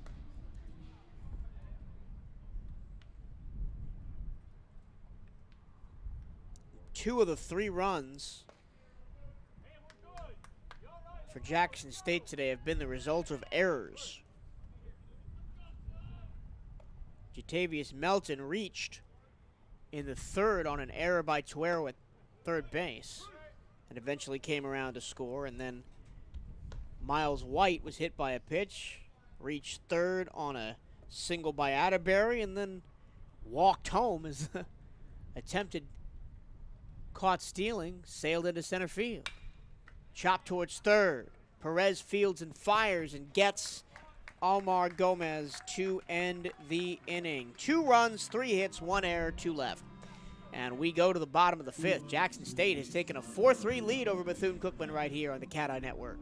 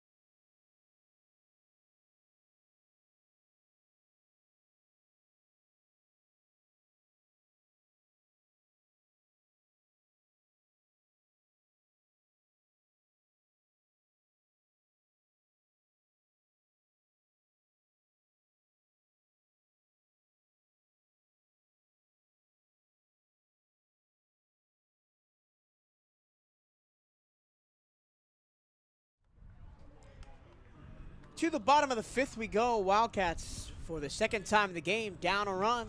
4-3 the score. Luis Tuero leads off, top of the order up to begin the inning.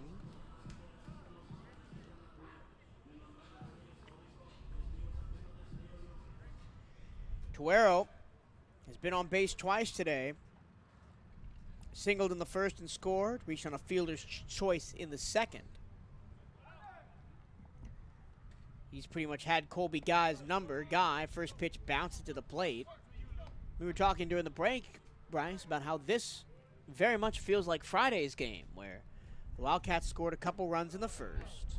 We thought their pitcher wasn't going to last very long, but Colby Guy has settled down and only allowed 2 base runners since that first inning. And neither of them have got past the first base bag. We talked with Coach Hernandez before this series about just kind of how stale things maybe have gotten towards the end of the season. So guys maybe just trying to enjoy a Saturday. Oh. Luis Tuero thought he had worked a 4-pitch walk, threw the bat down, and then the home plate umpire, Kalen Hamilton, punched him with a strike. That time he can't get the strike call. It's outside, ball 4. And Tuero is aboard as the leadoff man with a walk. 3rd walk of the game for Colby Guy. He's hit 1 batter as well. Garrett Shun was one of those walks in the first. Scored on the Manny Safrain RBI double. First pitch to him, ball. Meanwhile, Jason Hodges is in the on-deck circle, starting to get loose. We may see him pitch hitting sooner rather than later. First of many, many changes, both at the plate and defensively. Tuero goes, throw down to second, is wide of the mark. A nice little stolen base for Luis. Only stolen base number 2 of the season. You can tell the Wildcats are kind of playing a little bit loose today. It has been interesting to see just how far away they've gone from that strategy they employed last year. It's just so clearly a critical part of their game, and I guess with bringing in all those new bats, just didn't feel that it was necessary to kind of risk that. Count is 1-1 on Garrett Shun. First pitch is outside, and it's a balk. Another balk call moves Luis Tuero to 3rd, and the count is still 2-1. Second in as many nights. My mind serves me right. We had one on Friday as well. Maybe right. I think Dale Machon maybe was the victim of that Machon one got on Friday. One, yeah. It's kind of been some strange things going on this weekend. The 2-1 outside 3-1. I said to you during the break just now, this is the Jackson State team I don't really want to see again. They just got that hard nose, never give up, keep pushing till the final strike kind of mentality. There's a strike outside corner, 3-2. But taking the West at face value, this is likely an upper bracket 2nd round matchup between the Tigers and Wildcats. Way outside, ball 4, 2nd straight walk issued by Guy to begin the inning, and there's runners on the corners but nobody down.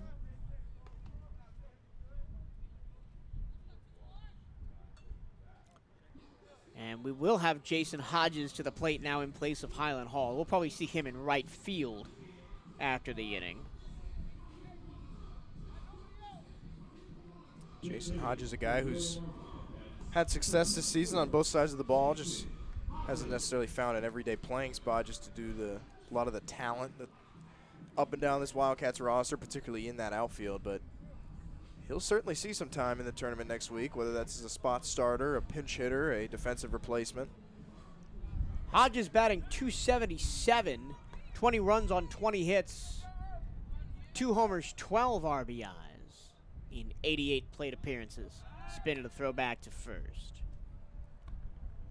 Now the inning gets really interesting with 2 aboard on the corners and nobody out. You can get kind of creative with it here. Maybe try a suicide squeeze, but Hodges is swinging away at the first pitch, 0-1. Activity finally starting up in that JSU bullpen. No front numbers on these Jackson State uniforms, so it might be a little bit tough to see who is out there. The 0-1, breaking ball catches the plate, 0-2. That one broke right down the middle, and Hodges looked at it. It's going to be Dalen Caraway again, who we saw last night. He was very good last night.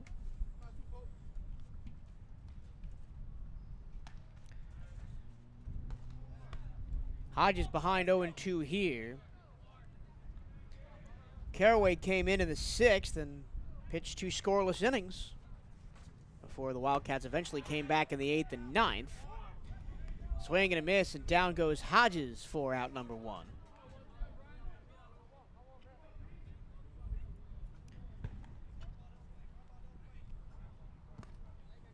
And time is called.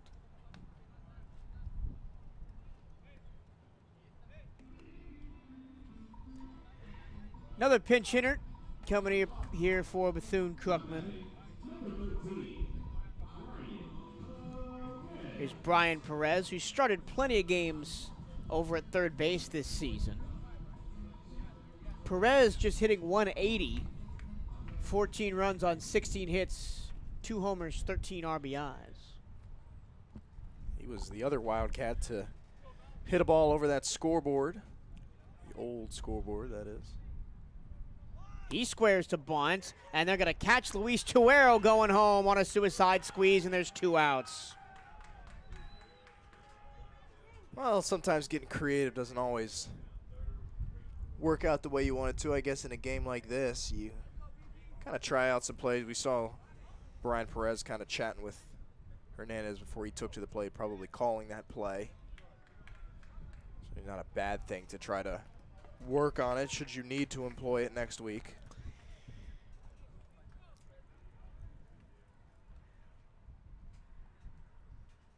Perez still in, and he takes a pitch up and in. It almost hits him.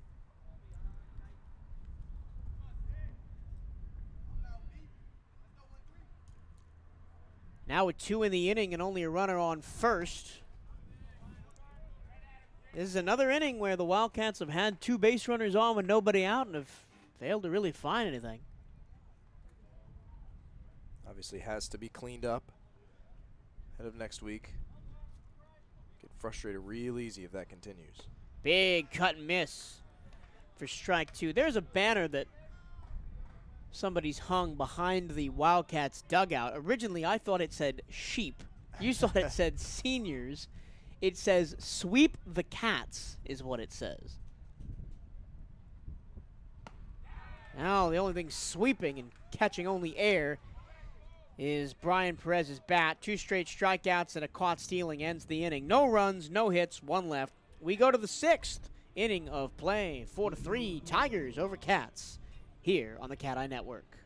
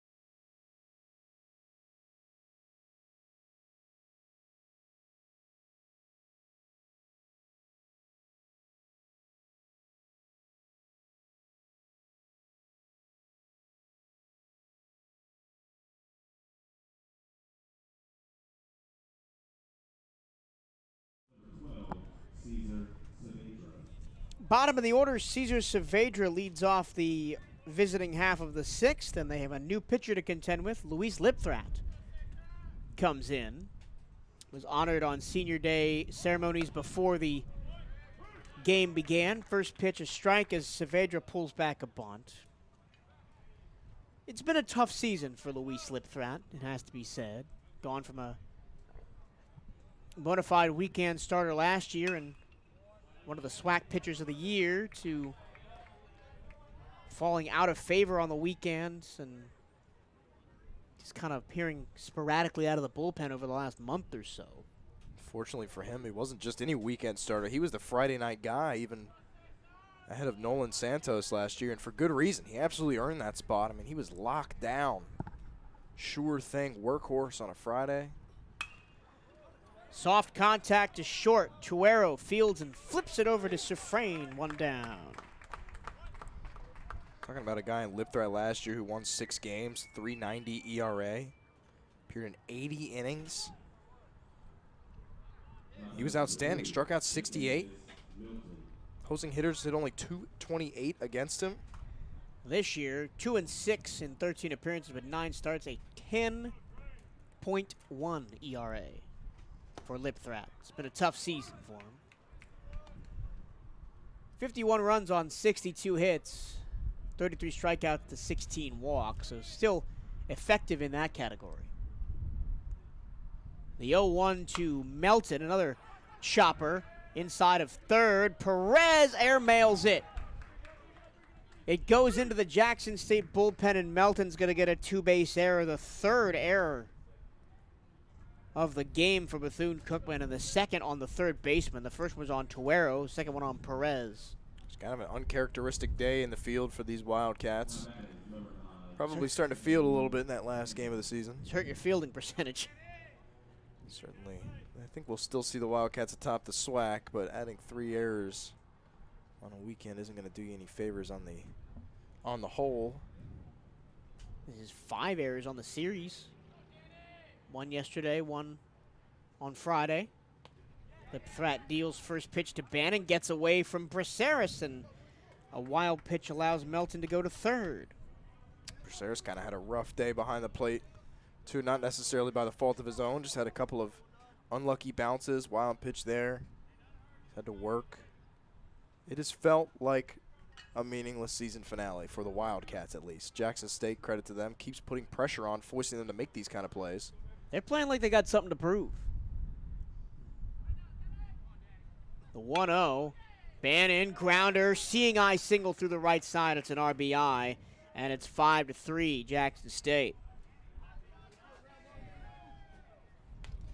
Luis Lipthrat doesn't have necessarily the stuff that's going to blow you away like a Nolan Santos or some of the others in this Wildcats pitching roster, but he was just so steady for them last year. Just a guy you could rely on every first night of a weekend. I mean, he was putting you in a position to win every night, and unfortunately we just haven't seen that from him this year. It's just been tough.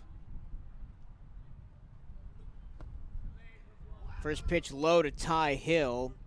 Hill singled and scored in the first, grounded out to third in the third, then flied out to right in the 5th.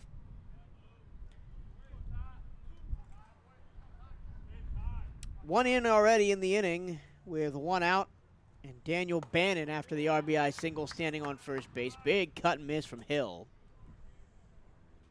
Kind of figure with Lipthrat here, he's probably going to get the same treatment as the previous 2 arms. I'm guessing he'll get 2 innings, and then we'll see maybe some of those other seniors, Gerald Bess or Darius York or some of the others to round out this game, kind of regardless of how it goes from here. Hit hard into left, diving attempt by Chun, can't get there. It rolls all the way back into short, where Garcia has to field it. And we hope Chun is okay. He is very slow to get up after diving and having that one bounce off the top of his glove. I think, Mike, if this is a SWAC tournament game next week, you probably see Chun recover and get up himself to go get that ball rather than having Garcia run in and have to turn around and make a play behind him. Almost a spectacular play to grab that. I think it bounced maybe an inch in front of Chun's glove, and he kind of just knocked it forward.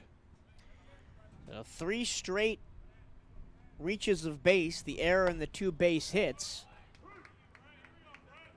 Now here's Brett Mersman, a chance to do some damage. Had an RBI single in the first, walked in the third, and grounded out to first in the 5th. That was a really spectacular leaping grab by Safrain. The 0-1 hit on a rope to first, but just foul, inches foul. If that goes over the bag, that's 2 more runs for Jackson State. It's kind of teetering a little bit for the Wildcats.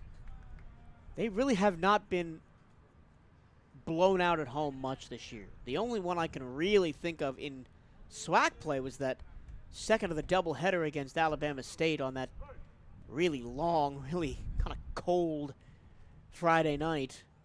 Credit to the Wildcats for rebounding and taking the 3rd game of that series. A lot of teams would maybe crumble or get frustrated in that scenario. The 0-2 just upstairs, 1-2. Just the Wildcats. Another one of those days where it kind of just feels like the bats, if nothing else, are gone a little bit stale, even like they did last night. But other than that one game against Alabama State, they've been stellar at home. 22-8 here at Jackie Robinson Ballpark. And I think that all of those losses except for 2 have been non-conference losses. We dropped 1 against Alabama State and 1 against Florida A&M, and that's it. Everything else has been a sweep. Taking care of home is the name of the game in baseball. If you can do that, tread water on the road, you're a winning ball club and set up really well for postseason success. So 2 of 3 against Bama State. Swept Valley, 2 of 3 against Florida A&M. And then swept Alabama A&M, and now, if we can get it done today, sweep Jackson State. And the only real team you worry about in the East, at least as far as this season has gone, is Alabama State. Of course, they won the season series, but you won the season series against FAMU. You can, at worst, split the season series with Jackson State. I mean, the Wildcats have cleaned up against these teams that they've needed to. They've proved they can contend with anybody. I think the long road trip is in part to that sweep at the hands of Alabama State earlier this month. And maybe the 2 of 3 loss against Jackson as well, but we can never know. Big cut and miss by Mersman.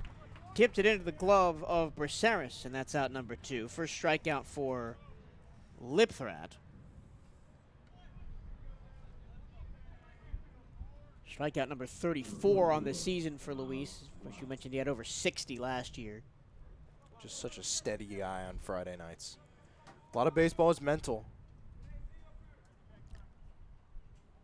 So now with 2 outs, a pitch is laced into center field by Miles White. Rounding third, coming home, Bannon.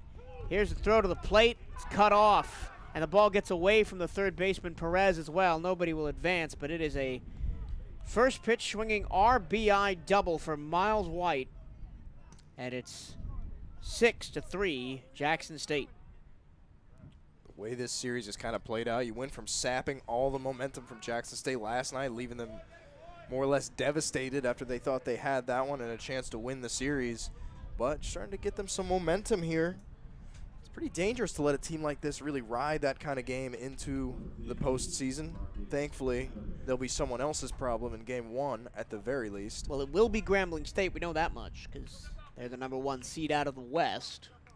It's just hard-nosed kind of baseball. You can't replicate that with any level of talent or anything like that. Just wanting it more is oftentimes a lot, and they're just so mentally tough, and they just keep pouring it on. And if you've got a coach that can keep you locked in and engaged in a meaningless game like this on a hot Saturday afternoon in May, who's to say what you can do come tournament time next week? We know Omar Johnson is that guy. Hasn't had a losing season in 13 years. He knows what he's doing with this Jackson State baseball club.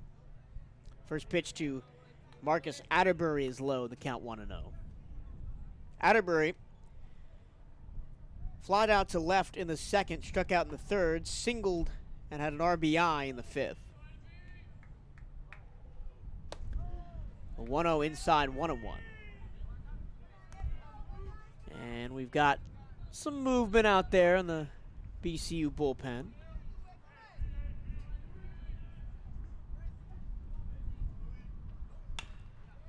Short chopper to third, or to short. Garcia fell down and still makes the play. How about that from Jeremy Garcia? He could have let the misery of the inning compound. He keeps his feet, gets up, and makes the play to end the inning. 2 runs, 3 hits, 2 left. And we go to the bottom of the 6th. Jackson State has increased their lead to 6-3 right here on the Cat Eye Network.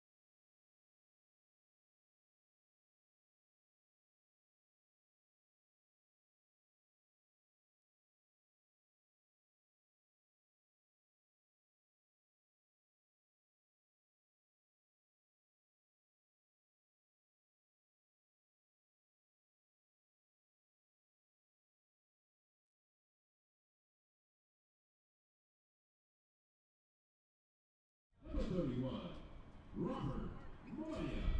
Robert Moya leads off the 6th inning for Bethune-Cookman, down by 3 now after the 3 spot in the top of the, or excuse me, 2 spot at the top of the inning by Jackson State.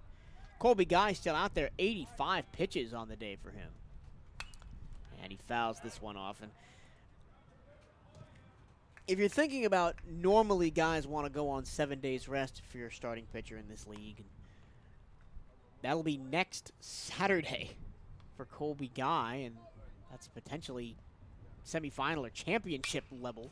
So they must be thinking, well, we don't want to see him starting a big game like that, so we'll just let him run as far as we can. I don't know. I can't really fathom the mentality of some of these coaches. So 1-2 to Moya, low 2-2. Yeah, the Wildcats are fortunate. We talked with Coach Hernandez earlier in this series kind of about the approach with Nolan Santos. We saw him to start this weekend, as we always do. Moya, check swing, watches strike 3 go by, and across the inning break, 3 straight Ks for Colby Guy, up to 6 on the day, and there's 1 out. Kind of continue that thought. Nolan Santos is a guy, Johnny said, works just fine on short rest, isn't really a guy who needs that routine. Big cut and miss from Suffrain on an outside breaking ball, 1-1. Certainly if you get Texas Southern on that 3 seed, you'll probably want to start off with Santos. He'll get the ball regardless, I think, at this point. We were musing maybe on Friday, I think, that maybe you'd want to sit Santos for that first game and potentially have him for an upper bracket round 2 game. It's definitely a conversation earlier in the season. Pitch in the dirt, 1-2 on Suffrain.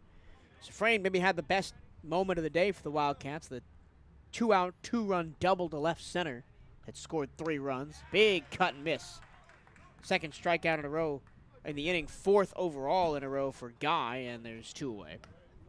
Just kind of feels like the Wildcats have the bats in cruise control. Just being aggressive, trying to swing away. If you get some base hits, if you get on base, if you score some runs, that's great. If not, you kind of get out of here. George Braceras bats now. First pitch low and inside. Number 43, Jorge Braceras. Braceras, like Bannon on the other side, swinging that bright orange bat. Really the only ones on either team that don't use a bat that's a dull color, a black, a gray, a maroon. Really stands out. It really stood out on Friday when the uniform matchup was white versus black.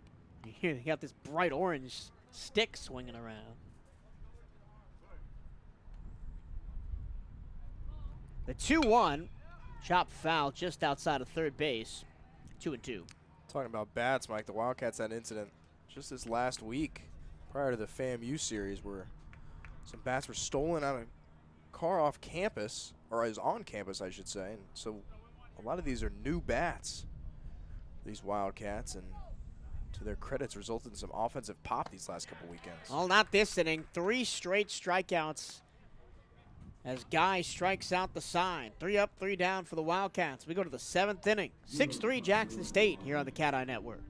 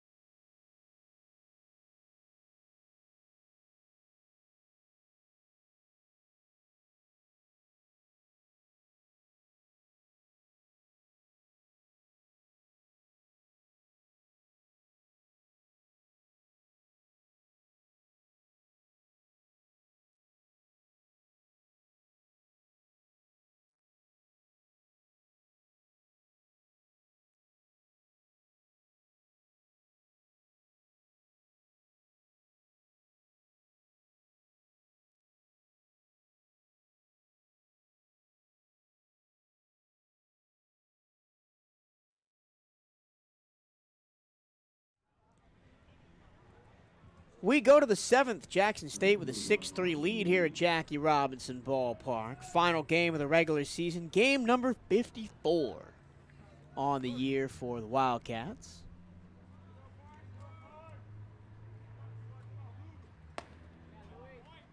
First pitch strike from Lipthrat to the batter, Marshall Louise. Louise hits this one hard. Highland Hall slides. Excuse me, that's not Hall out there. Defensive change. Yeah, Jason Hodges, we saw him as a pinch hitter, like you said then, Mike. Straight swamp for Highland Hall, but that's why we say Jason Hodges is maybe not going to find his way in the starting role every night, but he's a guy that off the bench can give you a huge boost in the field.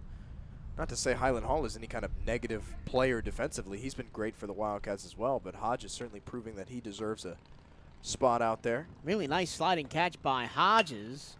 First pitch swinging is Omar Gomez to shorts, and a nice play by Garcia to get 2 outs. And the Wildcats have done this a lot. 2 quick outs, and then getting that 3rd out has been tough today. It's that just hard-nosed, keep coming, keep pushing mentality by Jackson State. They do not let up. This is the 3rd inning for Jackson State, where the Wildcats have gotten the first 2 outs in succession. Here's the 9-hole hitter, Cesar Saavedra. Saavedra struck out in the 2nd, reached on a fielder's choice in the 4th, grounded out to 2nd in the 6th. Big cut and miss at a breaking ball, 0-2. Wildcats a strike away from getting out of this inning quickly. Would be the first 1-2-3 inning for the Tigers in this one. Got at least 1 base runner every single inning.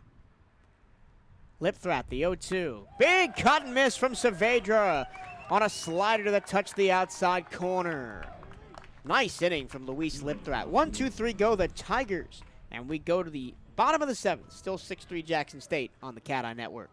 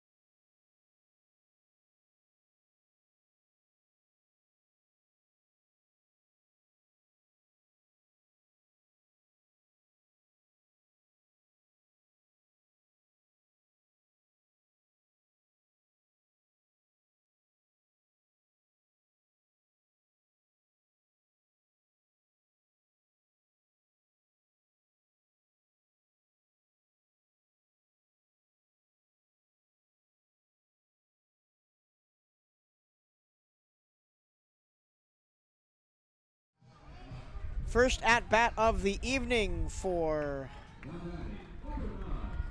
Malik Stevens.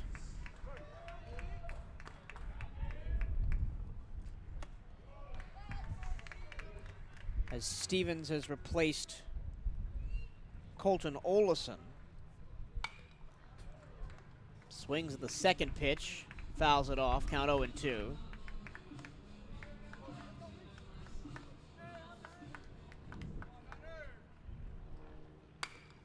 Stevens hits this one in the air to left. Moving over, and a diving attempt by Bannon is no good. The ball goes out of the yard. It's a ground rule double for Malik. Bannon giving up everything right there. That was a full-on dive. I mean, he was probably a couple of feet off the ground when he left his feet. That would have been effort. Probably the most impressive defensive play we've seen at a Jack all year.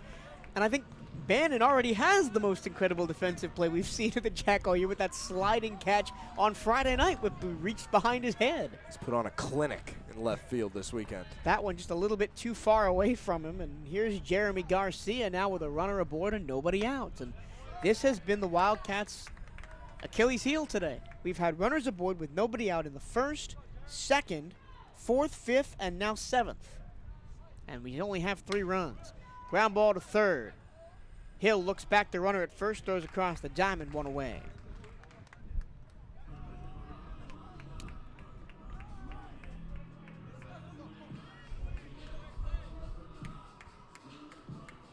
Luis Tuero will bat now. Tuero singled and scored in the first, reaching a fielder's choice in the second. Walked, stole second, reached third on a balk in the fifth with nobody out, and then was caught trying to steal home on a suicide squeeze. And one of the more baffling things we've seen at the ballpark today. This has been a very strange series. I think our best explanation on that play is kind of just trying it out again if you need it for the tournament, just something you don't see a lot. But that was another play, I think, where a Wildcat slipped on the turf. We've seen a lot of that today. A little uncharacteristic. I don't see a lot of slipping and sliding here. It's not like it's a standard thing we see at the Jack, but Garcia's done it twice today, I think. Garcia twice, once at the field, once at the plate. We've seen Chun in left slip while trying to make a catch. I swear this is a baseball diamond, not a water park. The 2-1 is a strike to Luis Tuero. He was not happy. And Hernandez is going to take a timeout to try and calm down Luis Tuero. He was hot about that call. Probably just one of those, listen, it's game 54. We're at the end. Just tough it out. No reason to get hot and bothered about it. Baseball is an emotional game, as any sport is, but I'm not trying to get anybody tossed today or throw a fit. Game 4 out of a possible 54 out of a possible 56. We've only missed 2 games this year, made up all but 1 against Alabama State, missed 1 against Stetson, and I think that's it. We've played everybody else. Thought we might have to make up that A&M game, but the 2-2, Tuero, takes out his anger on the baseball. Malik Stevens is going to score easily from second. He's the fastest guy on the team. And the Wildcats have some life. It's 6-4. Yeah, he scores easily there for Stevens. I don't think every Wildcat base runner would have that chance there, but that man flies around the base paths and makes it in before a throw can get there. Malik Stevens with a leadoff ground rule double and then a single on an RBI for Luis Tuero. Now Garrett Chun at the plate. I'll tell you what, the top of the order today for the Wildcats has been fantastic. Tuero has been on base all 4 times. 2 singles, a fielder's choice, and a walk. First pitch strike to Garrett Chun. Chun has been on base twice. He's 0 for 1 with 2 walks. Those 2 have been the majority of the offense for Bethune-Cookman today. Fastball strike outside corner 0-2 to Chun, and he wasn't happy with that call.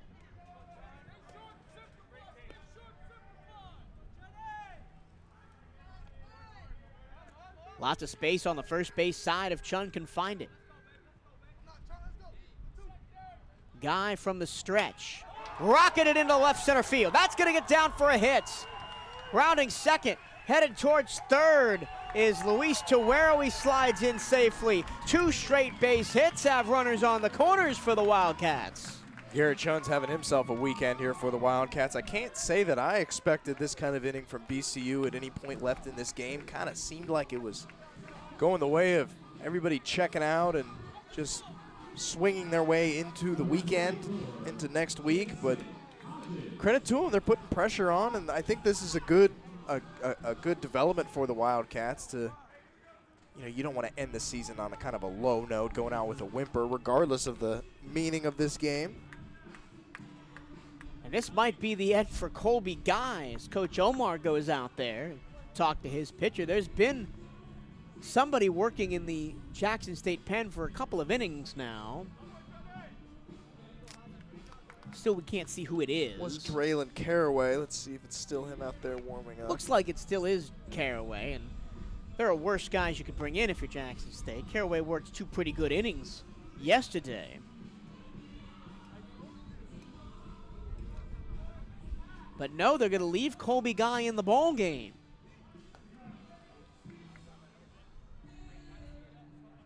"94 pitches, and he stays in. Runners on the corners. 1 down here in the 7th. And here is Jason Hodges now. Made a nice defensive play in the top half of the inning. Spin it, a throw back to first. Chun dives in safely. Chun there at first. Tuero on third after his RBI single. Scored Malik Stevens, who led off the inning with a ground rule double down the left field line. Hodges swings and misses at a fastball low, 0-1.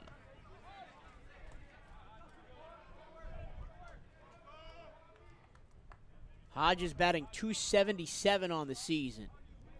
Would love a hit here. Watches ball 1 low and outside. And from probably the lowest point energy-wise we've been in a long time, suddenly there's life in BCU. Hodges fans on a fastball, and it's 1-2. We've seen this dugout get animated plenty of times throughout this season. We saw it a lot from Jackson State this weekend. Guy with that crooked hat on his head deals. Way outside trying to get a chase, 2-2. Who was the closer for Seattle who wore his hat like that? K-Rod used to always wear his yeah. like that. Here's the 2-2. Hodges swings and misses. Breaking ball got him. And there's 2 away. Nice spot for Brian Perez here to be a hero on his senior day.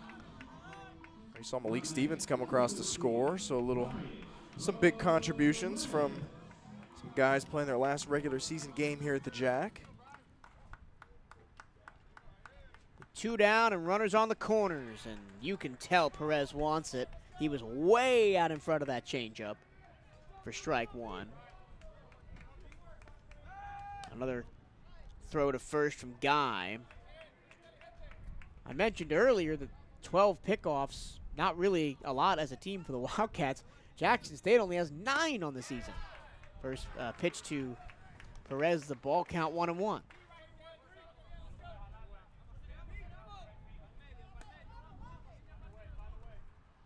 Guy deals. 2 strikes now as Perez hits it onto the top of the roofed seats. Is there a little bit of fire left in these Wildcats in the dying embers of the regular season? A 3rd check to first. They really don't want Garrett Chun moving to second on a stolen base, even though they've got a guy on third. The 1-2, outside 2-2. Big spot for Guy, who has 10 strikeouts on the game. Really nice performance for Colby on the day. 2-2, 2 outs, 2 on. Big swing and a miss. It's another slider strikeout for Jackson State. 11th strikeout on the game for Colby Guy. The Wildcats strand 2. They got a run on 2 hits with 2 left. And we go to the 8th inning of play. 6-4, Jackson State over BCU right here on the Cat Eye Network.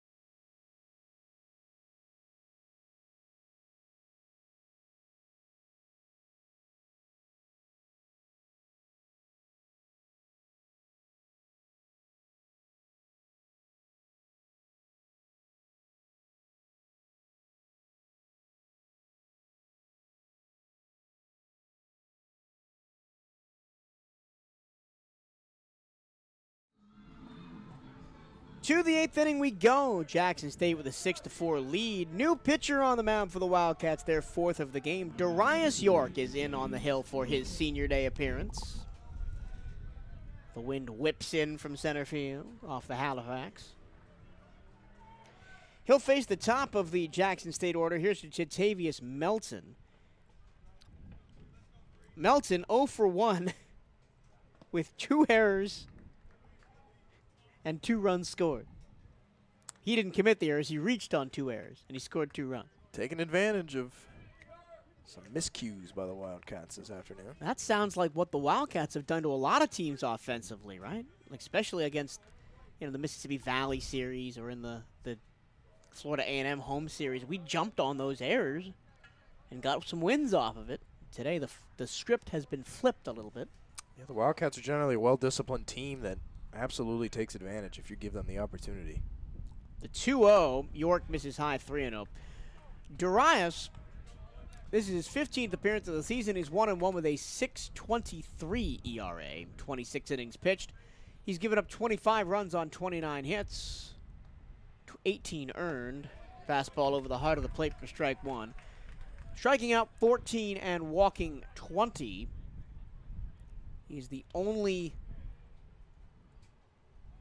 Wildcat with qualifying number of innings pitched to have more walks than strikeouts, and Melton continues his good day by lacing one to center field for a base hit. Tigers today have kind of been all over that middle of the infield. A lot of balls laced right back up the middle.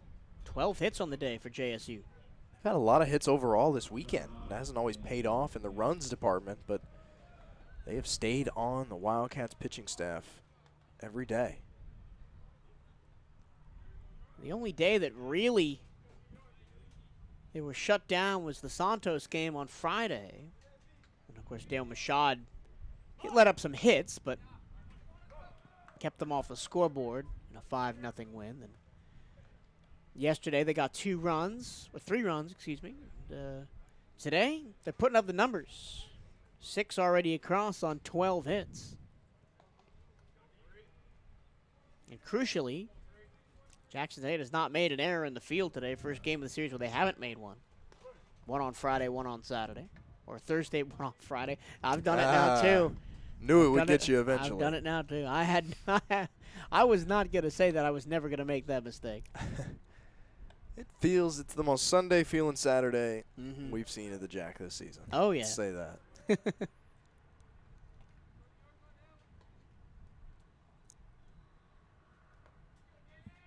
Here's Daniel Bannon on an 0-1 count. Squares to bunt. Runner goes. Throw down to second. Safe. A stolen base for Melton.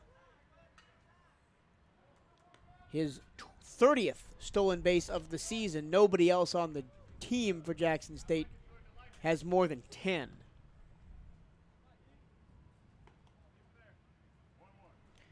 Count is 1-1 to Daniel Bannon, the Australian from New South Wales with the bleach blonde hair. Poking out the back of his navy blue helmet. Throw down to third. The ball gets away. Melton will head home and score. Today it's kind of been the counterpart with the Tigers being the ones that take advantage of each and every Wildcat error. They've made them pay. Kind of thing that obviously can't fly when you start talking about postseason play. That's the third time that Jatavius Melton has scored as the result of a BCU error. E5 in the third, E5 in the sixth, E2 in the eighth. That's what good teams will do to you. They don't let you get away with it. They don't let you get off cleanly when you make those kind of mistakes. I think with the little bit of a different defensive alignment we've seen today, especially with Tuero over there at second, we see just how important Colton Olison is to kind of the whole ensemble out there. We've seen him call off any pop-up within a square mile of his positioning out there in the second base side.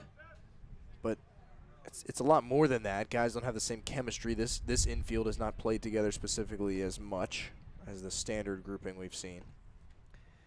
Count 1-1 on Bannon. Here's the pitch, swinging a foul back, 1-2. Other games around the SWAC today. Got to scroll all the way to the bottom of the schedule to find those. Alabama State and Florida A&M wrap up their 3-game series in Tallahassee. Here's the 1-2, low 2-2. FAMU's on top in that game right now, 6-5 in the bottom of the 7th. And then out west, there's one game that doesn't matter. That's Grambling State and Prairie View A&M. Grambling State's locked up the number 1 seed in the West. Chopper to third. Perez across his body. Nice play by Perez to get the out. There's one away, excuse me. That brings up Ty Hill. The games that do matter in the West are Texas Southern hosting Alcorn State and Arkansas Pine Bluff at Southern. And the reason that matters is because if you look at the standings, Texas Southern 16-10, Southern 16-10, tied for the number 2 spot. And if they both win, the regular season series was split between the two teams, with 2 games postponed due to rain. So there is a possibility if both teams win or lose today, they could have a tiebreaker game being played either tomorrow or Monday, so the Wildcats might not know their opponent for Wednesday afternoon until Monday night. Texas Southern narrowly avoiding complete disaster yesterday. They were down early to Alcorn State. It was 7-0. It was 10-3 at one point. They scored 11 unanswered runs. Ended up winning that one 14-10. I think they had 6 errors in that ball game. Ty Hill walks on 4 pitches, and there's a runner aboard with 1 down. That'll bring up Brett Mersman. Surprised that Jackson State has not gone to the bench at all in this series. Yeah, it's kind of, I was about to say, an uncharacteristic approach across the board. They've kind of ridden the same handful of arms out of the bullpen. They have not been quick. I don't think we've seen a pinch hitter from them all series. Just kind of sticking with their core group. The lineup has mostly stayed the same. Saw a couple of changes today, especially when they came into the weekend knowing that they could do nothing to improve their standings. First pitch to Mersman inside. Braceras does well to keep it from racing to the backstop. The standings in the East, Alabama State cannot be caught. They're 25-4. Bethune-Cookman 20-8. They've locked the 2nd seed. Florida A&M 18-11. York's 1-0. Outside 2-0. Jackson State locked in 4th at 12-17. Mississippi Valley State 7-23. Alabama A&M 5-24. Both missed the playoffs by a wide margin. Strike right down the middle, 2-1, the count on Mersman. There was a time in the middle of the season where Jackson State kind of slumped a little bit towards the early part of the conference schedule, and Mississippi Valley State was taking some games off teams, and we thought maybe the Delta Devils could slide into that 4th spot, but Jackson State has pulled it together.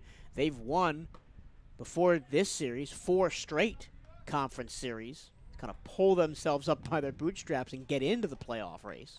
It's a valiant effort by Mississippi Valley State. We know that's a place that's always kind of hard to succeed in, just kind of logistically and everything that goes into the decisions that recruits make year to year and resources and everything else.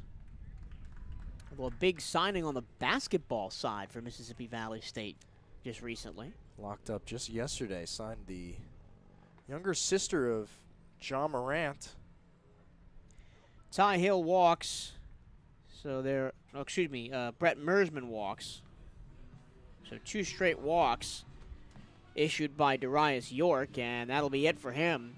His senior day appearance is not a long one.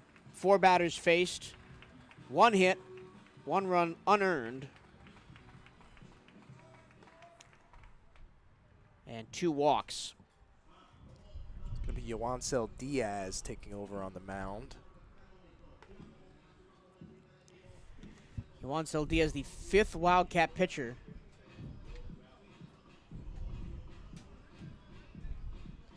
to see the mound today. We thought the day would go like this. Every kind of rotating door of bullpen guys, get everybody in, everybody one last look before the tournament next week. These are guys that, I mean, you don't necessarily expect to see them series to series or night to night, but that tournament can be a grind with so many games and so many days, especially if you get knocked into that loser bracket. These are guys that still have to stay on your toes. You have to stay ready. You have to wait to hear your number called and take advantage when you do get that opportunity. Yoancel Diaz is a guy like that. He's got some velocity. I mean, he can touch the mid-90s with that fastball. Doesn't always have the level of success that we've seen from some other arms in this bullpen, but if he can locate, he can certainly see success next weekend. Conference tournament will test everybody on the team. Up and down the bench, up and down the bullpen, I expect to see everybody. Unless the Wildcats just breeze through, but that you never expect that to happen, even when you may be favored. We may not be favored. We're on the side of the bracket with Grambling State. They've done really well this year record-wise, and the relative strength of the East and the West is something we talk about a lot, but we never really know until we get to play them. We kind of thought a similar thing for the SWAC softball tournament last week. It was very similar. We argued, well, the East has the pitching, the West has the offense, but overall we think that the East is stronger. Well, turns out Bethune-Cookman was the last Eastern Conference team left standing in that tournament, and the West ended up featuring 2 teams in the final game. I think we run into a similar situation here. The last thing you want to do, and this is obvious, is overlook anybody on that West side, but Jonathan Hernandez is not the type of guy to let his guys do that. You got to come to play every single night. You got to earn your way into that winner's side of the bracket and take every game as they come. You can't look ahead, whether that's pitch to pitch, at bat to at bat, or game to game. You got to show up and play. Here's Miles White. Fly to left in the first, singled in the third, was hit by a pitch and scored in the 5th, and then doubled in a run in the 6th. So a good day for Miles White, who didn't actually play yesterday. The pitcher, Colby Guy, played second base for Jackson State on Friday. Count 1-0, first pitch from Yoancel Diaz.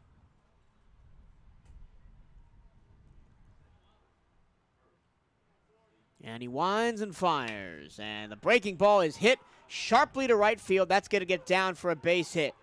Rounding third and coming home is Ty Hill. He will score. It's a double. A runner slips down, going to go to third, and now White is caught in a rundown, and he will be tagged out. But with only 1 down, that allows 2 runs to score. Hill goes all the way from second to home. Mersman goes from first to home, and I don't think Miles White will be too upset.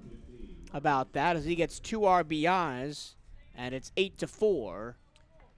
Jackson State. I'm not sure when the defensive change was made, but it's Frankie Feblis out there in right field now. Jason Hodges moved to center. That ball ate up Frankie a little bit out there. Kind of bounced in off of his glove and kind of allowed the runners to keep moving there. Frankie was a very solid defensive player for the Wildcats last season. Hasn't really featured a ton this year. Here's Marcus Atterbury with the bases now empty with 2 down. And he chops this one to the right side for a base hit. We have seen so many little seeing eye bloop singles to the right-hand side this series from both teams. Yeah, a lot of little flares right over the infield, ahead of the infielders. We've seen balls like that laced through the middle. It's kind of been the bread and butter of both of these teams. But if you're the Wildcats, I'm certainly not upset about hits like that. I think a lot of times they try to do a little too much. Pinch runner at first for Marcus Atterbury. Atterbury limps off the field there. That'll be Caleb Evans. Hopefully Atterbury's okay. One of the big power bats for Jackson State. Don't want to see anybody get injured at this point in the season.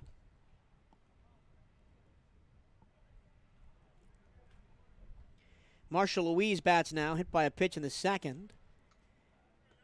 Flied out in the fourth, singled in the fifth, and lined out to right with a really nice catch by Hodges in the seventh.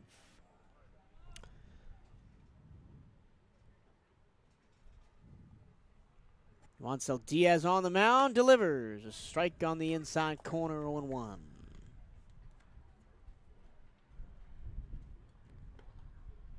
Juancel from Hialeah, like most, well, not most, but a lot of these guys. I think it's over 15 of the guys on this roster from down in that area. Definitely a slower guy, leans on the breaking ball that time. Braceras couldn't quite frame it. And it's 1-1. This Wildcats bullpen is definitely a tick slower when it comes to working speed than maybe some of the starters we see. He's a guy that had his freshman year taken away by COVID, but ever since has been a solid rotation piece for BCU. And a diving play out in center by Jason Hodges. He's now made 2 diving catches today. That ends the inning. Wow. This Wildcats outfield, that athleticism, we see it flash on a night-to-night basis. Doing it again right there. 3 runs, 2 hits, 1 error, and 1 left. And we go to the bottom of the 8th inning. Wildcats might have had some life. It's now 8-4.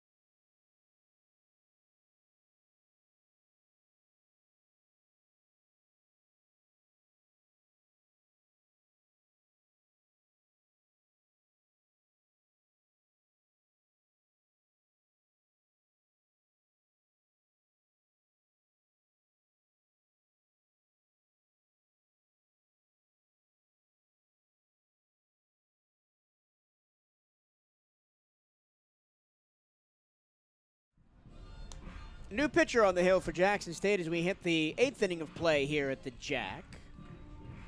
Dalen Caraway takes the mound for the second straight day. Pitched 2 innings last night. Robert Moya, the first man to face him. Caraway is 3-0 in 26 appearances with a 6.75 ERA and 45 innings pitched. He's given up 37 runs on 41 hits, striking out 44, walking 37.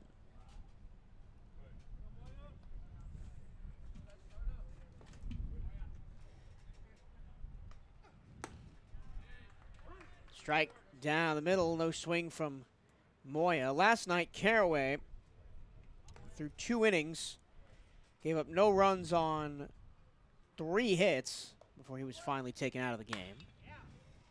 No, excuse me, no runs on 1 hit. 3 reached base. 1 was a walk, 1 was a fielder's choice. Boy, it just leaned into that foul ball. That would have had home run distance, but it was nowhere near the field of play. So the count quickly 0-2 against him. Here's the pitch. Check swing, ball down low.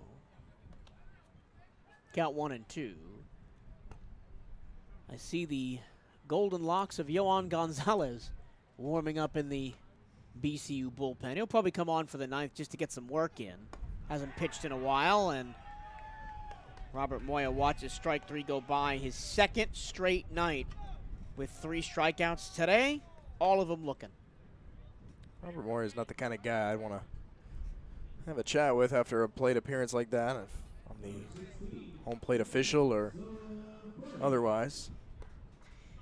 Here's Manny Safrain, had the biggest hit of the day for Bethune-Cookman, the 2 RBI double to left center in the first. After that, struck out twice.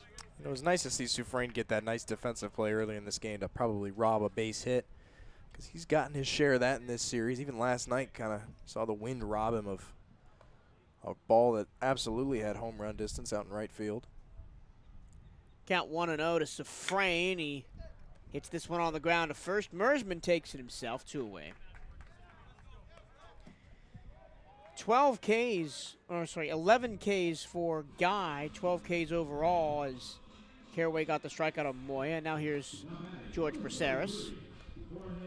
Wildcats bats kind of back in that cruise control mode after a little bit of momentum last half inning. Well, if Braceras can reach base, it would be Malik Stevens, who kickstarted that little bit of offensive momentum in the last inning with the ground rule double to bat.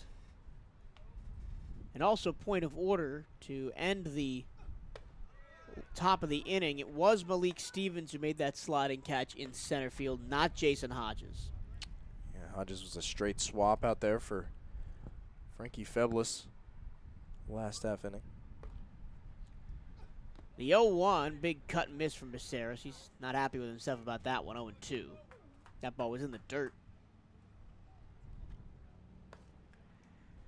Wildcats are headed to the SWAC tournament next week up in Atlanta, Georgia. The Cat Eye Network will be there. You can listen along on YouTube to all the games.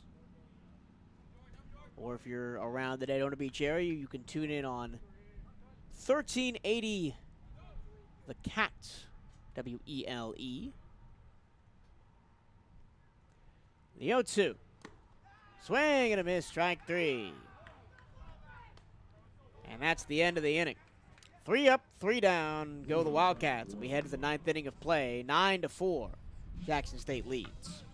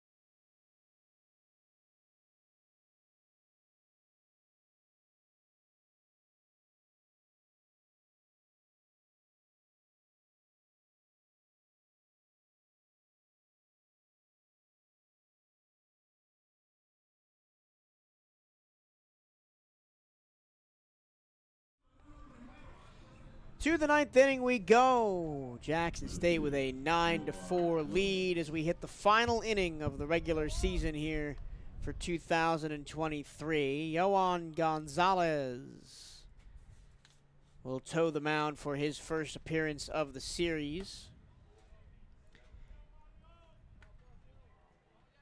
and be the 6th pitcher to see the rubber today for the Wildcats. Big cut and miss from Omar Gomez and the count 1-1.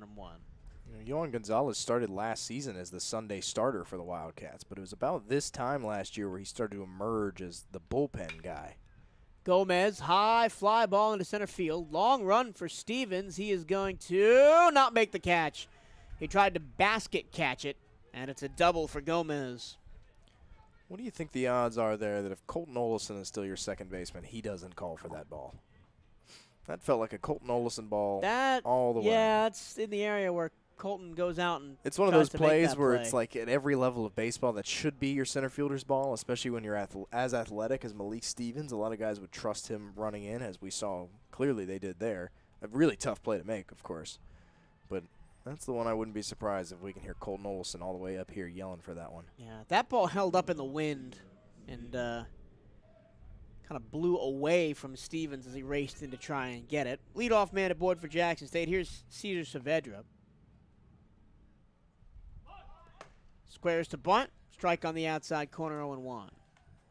Gonzalez's biggest issue as a starter in the early of last year really was just that sustained control. Of course, we've seen him with some decently long outings, 4 or 5 innings this time this year, almost kind of like an Andrew Miller-esque weapon out of the bullpen.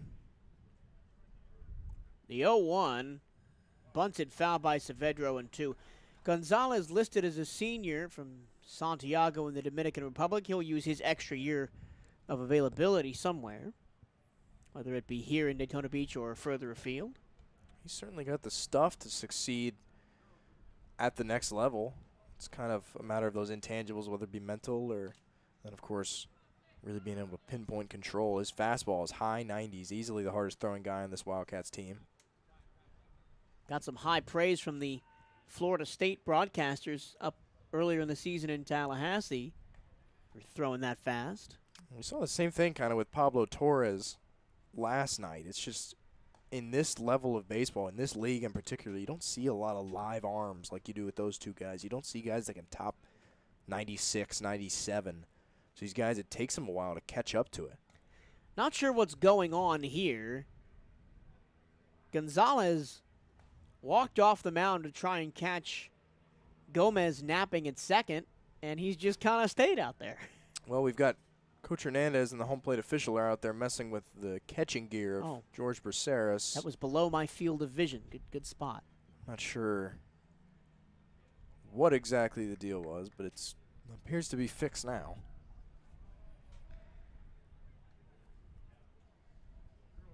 Gonzalez played at Highland Community College before coming to Bethune-Cookman last season. 3-5 with a 4.95 ERA. Big cut miss from Saavedra, but the ball gets away from the catcher again. And it's going to be a strikeout, but a reach of base. And Gomez moves to third, so no out, runners on the corners. I could be mistaken, but I don't think this would be the first time that Pokey would come through with a 4 strikeout inning. I think earlier in this season he had a similar outcome where he struck out one batter, but they ended up reaching base on a drop third strike. Now we might see some defensive funkiness from BCU with runners on the corners and nobody out. We've seen plenty of funkiness here on all sides of the ball today. Here's Melton. He scored 3 runs today. All of them as the result of BCU errors. They've made 5. Runner goes. No throw. Easy stolen base for Saavedra. Figure the runner would have probably attempted to score had Braceras gone to second with that.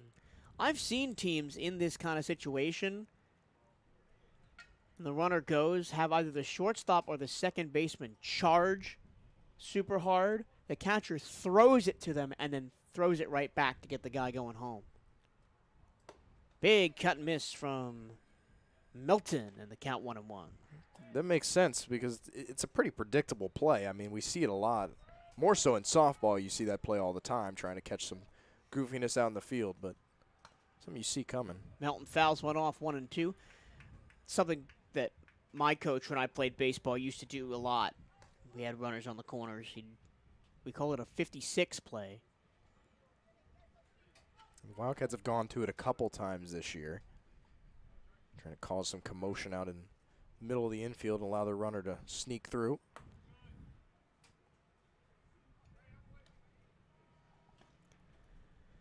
2-2 the count to Melton as we work here in the top of the ninth. Jackson State trying to add some insurance. Here at the end of the ball game, Melton to short. Grabbed by Garcia, throws over to first, one down. Nice job by Garcia there to look back both the runners. Kept his composure and made sure both of them stayed locked at their respective positions before he threw over. Here's Daniel Bannon, 2 for 5 today. Both times he singled, he scored. Everything else has been 3 ground outs in the infield. Fortunately for Jeremy Garcia, it's his defense that's really kept him in this lineup on a day-to-day basis all season. The Wildcats really can't afford to lose that. Big cut and miss from Bannon on a changeup that dropped away.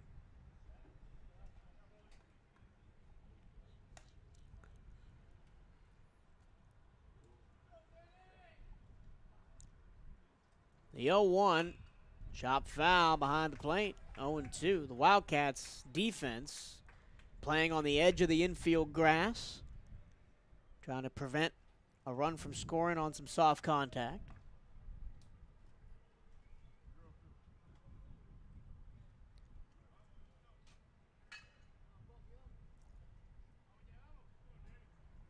Gonzalez winds and fires upstairs. 1-2. Gonzalez has had his fair amount of struggles in the last couple of weekends, and even in save situations. Obviously, it's always a different mentality. We've seen it play out time and time again at every level of ball. That closing, save versus non-save. Did he go around? Yes, he did, and Bannon strikes out for the first time today. That might be the first successful appeal that anybody's made in this series. And frustrated with that call. Didn't think he went. Now here's Ty Hill. Singled and scored in the first. Grounded to third in the third. Fly to right in the fifth. Singled in the sixth. And then walked and scored in the eighth. First pitch to him, a strike. Wildcats will leave Daytona Beach on Monday. You head up to Atlanta, have a practice session on Tuesday at the stadium. High fly ball left side of the infield. Calling for it is Garcia, who makes the catch. So the Wildcats, to be fair, don't give up a run. No runs. 1 hit, 2 left. We go to the bottom of the ninth. 3 outs left in the 2023 regular season when we come back right here on the Cat Eye Network.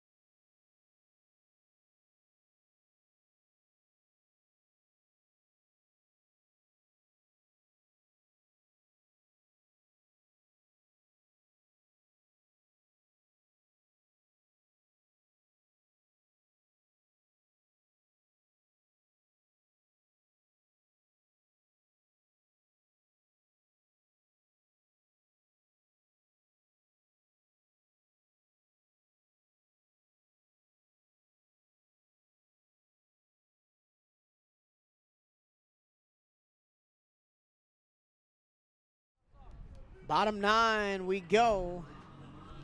Malik Stevens. He's probably had the second biggest hit of the day for Bethune-Cookman, the ground rule double in his first plate appearance. In the 7th, he came around to score on the single by Luis Tuero. New pitcher for Jackson State is Omari Barksdale, the sophomore from Atlanta, Georgia, making his first pitching appearance of the season. He's ahead in the count 0-1, now 0-2. Has a little change-up curve pitch. Change-up curve pitch. Beats, I'm not sure what to call that one. Stevens swing and a miss and a strikeout for Barksdale, and the Jackson State dugout is going nuts. Fired up for their guy. Been a lively dugout. See, that's the kind of dugout you'd expect from a team that plays as hard as they do and that kind of grinds everything out like they do.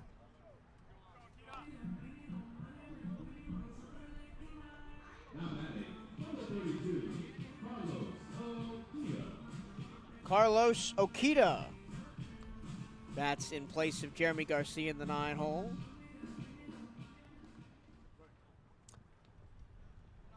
Okita, only 20 at-bats on the season. First pitch of ball low. Batting .200. 2 runs on 4 hits. 1 homer, 6 RBIs, 2 doubles. Slugging .300. Takes a pitch inside 2-0. You wonder if a guy like Barksdale is redshirting. This is his first pitching appearance of the season, the last game. And he gives up a nice base hit to Okita. Nice little line drive through the third base side. 1 on, 1 out. Here's Luis Tuero, unless they're going to pitch hit somebody else. Nope, here's number 5. Luis has got on base every time. Singled and scored in the first, fielder's choice in the second, walked in the 5th, singled in the 7th. It's an RBI single to boot.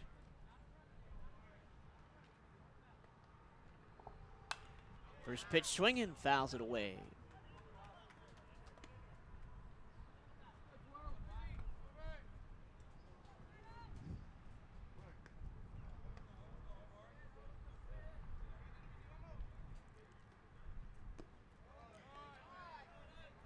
Low 1-1. We'll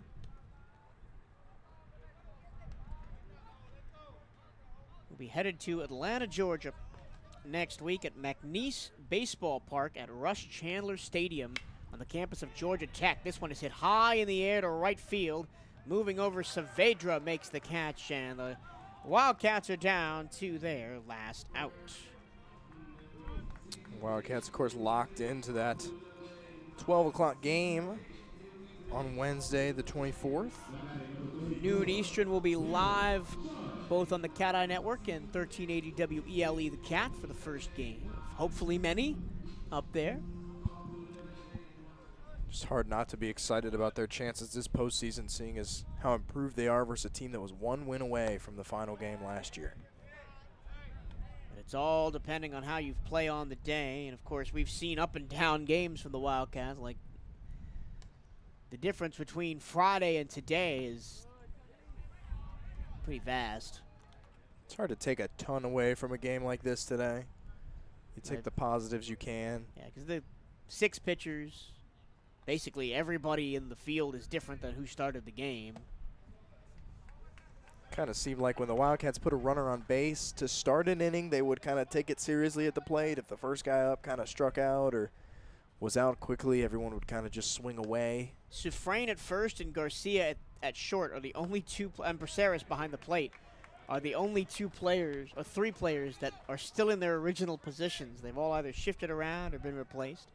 There's a walk with 2 outs for Garrett Shun, bringing up Jason Hodges. It'll be Frankie Feblis batting in place of Hodges out there, his first at bat after he came in as defensive replacement a couple innings back. This is Feblis? Yes.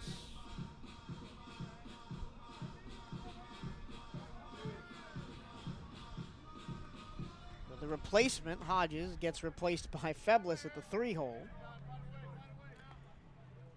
And Feblis will bat in what could be the final AB of the season, regular season. First pitch inside from Barksdale. Feblis, just 6 at-bats previously this season, batting 167, 2 runs on 1 hit, and 1 RBI. Almost squared to bunt, takes a fastball down the middle for strike 1. Not sure why you would square to bunt with 2 outs in the 9th, but you do you. Barksdale just trying to get through the end of this one in his first appearance of the season on the mound for Jackson State, a game in which Jackson State has pretty much dominated a highly rotated Bethune-Cookman squad. On senior day, all the seniors got in, except Gerald Bess. Did not see him today. It really did end up looking almost identical to Friday night, save from the Wildcats' perspective, where they scored early, Then added 1 run later, and were kind of quiet from there. Of course, on Friday night, when you have Nolan Santos and Pablo Torres on the mound, you can kind of get away with scoring 4 or 5 runs. Some of the guys deeper down the order, maybe not. You're going to have to do something on the offensive side. Feblis hit by a pitch. And so the bases are now loaded with 2 away. And, well, I don't want to give too much hope for the Wildcats in this inning, but they are down by 5. They need more than a home run here to tie the game. We've seen some furious comeback attempts here at the Jack. FIU game, of course, is the first comes to mind. Didn't end up winning that game, but man, was it a fun one. Brian Perez is going to be the final batter, and you wonder if they bring in Eric Gonzalez. It's not a save situation here. Doesn't do a ton for him as far as trying to bump up those stats for all conference awards. It'll be voted on ahead of tomorrow's deadline, but maybe want to get him a little bit of work in. I'm sure they'd like to avoid it if possible, but you never know. You see Jackson State has kind of ridden the same core group of guys all weekend, even in a meaningless series for them. They've played this game like it matters, and all credit to them and the coaching staff. First pitch is low to Perez. Perez, a 180 hitter on the season. And I think at this point, as ball 2 goes low, you just got to take until you get 1. Make Barksdale prove he can throw strikes.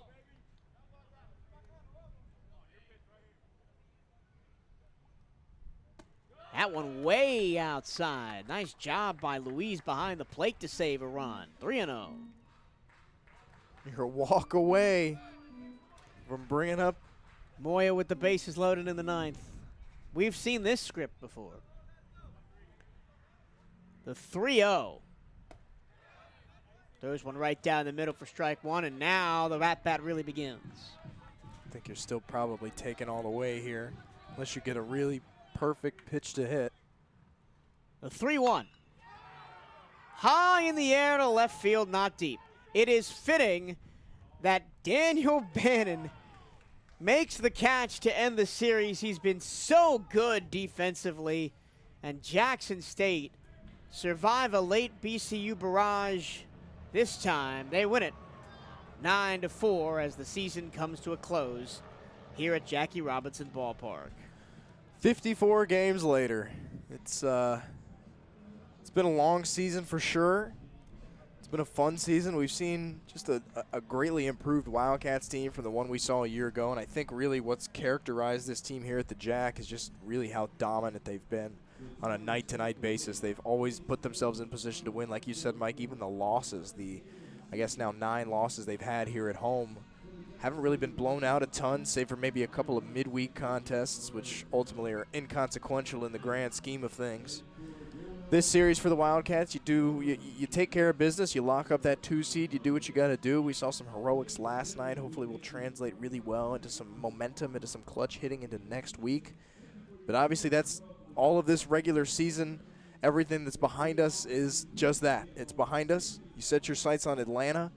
It's going to be a big week for the program, for Coach Hernandez. Really the best shot he's had as a head coach to make a deep run and give a run at this SWAC championship and into a regional. It's going to be an exciting week for all of us here at BCU here on the Cat Eye Network.